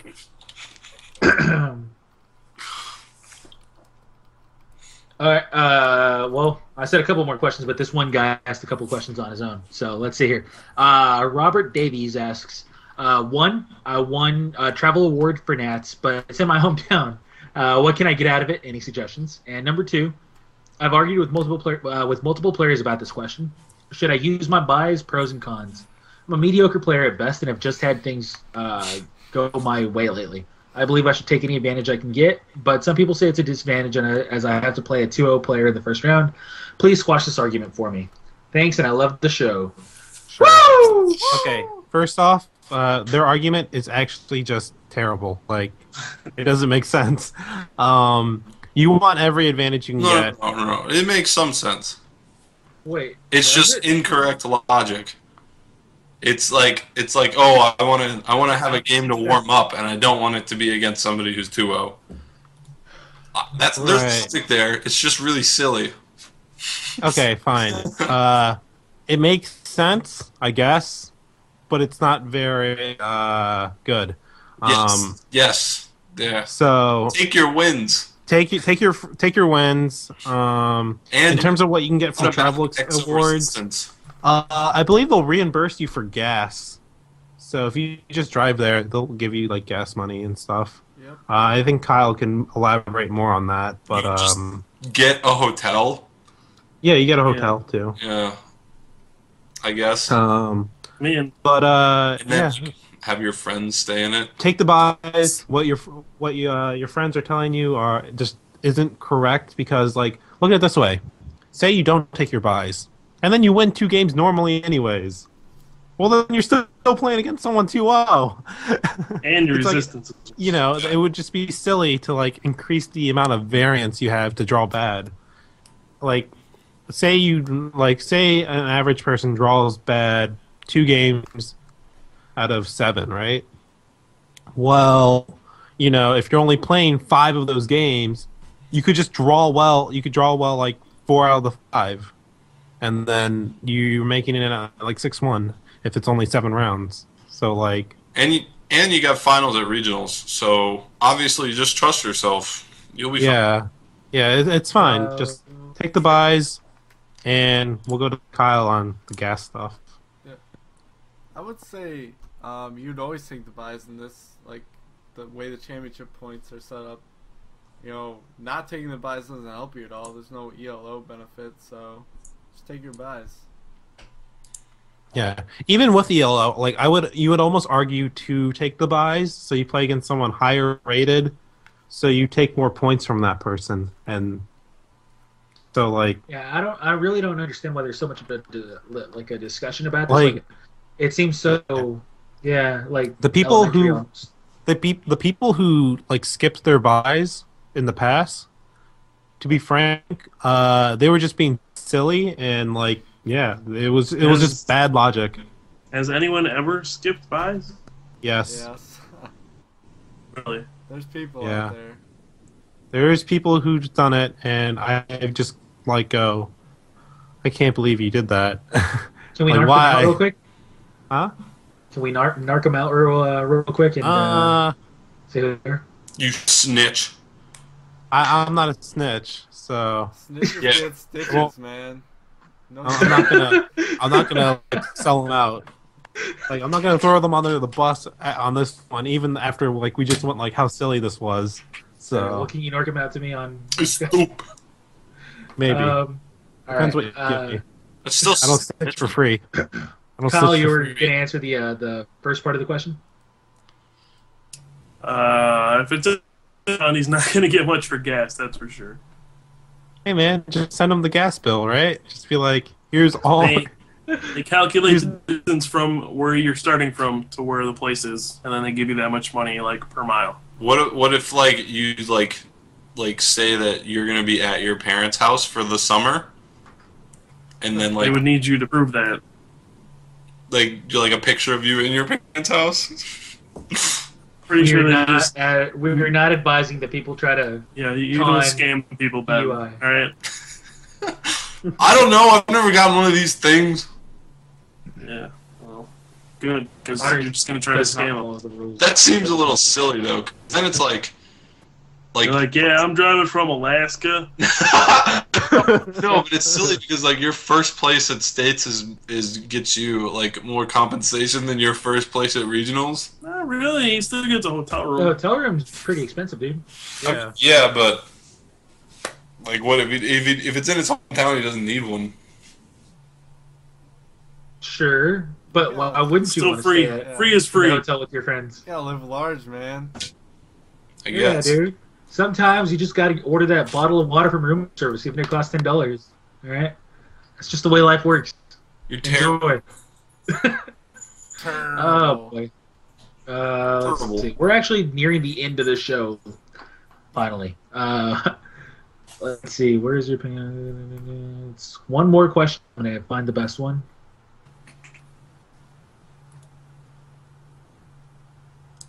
I haven't The found it. best one. Oh no. He just like lost his place. Oh. Closed out of the tab. He's gotta go Hold back on. to Why does Facebook. Crim keep doing math on stream? Show's over. I'm not Show's doing over. math, man. Show's over. No, we're finding one more good It's question. 12:30. Somebody like dance or sing at any time while I find one. Hey, sexy lady.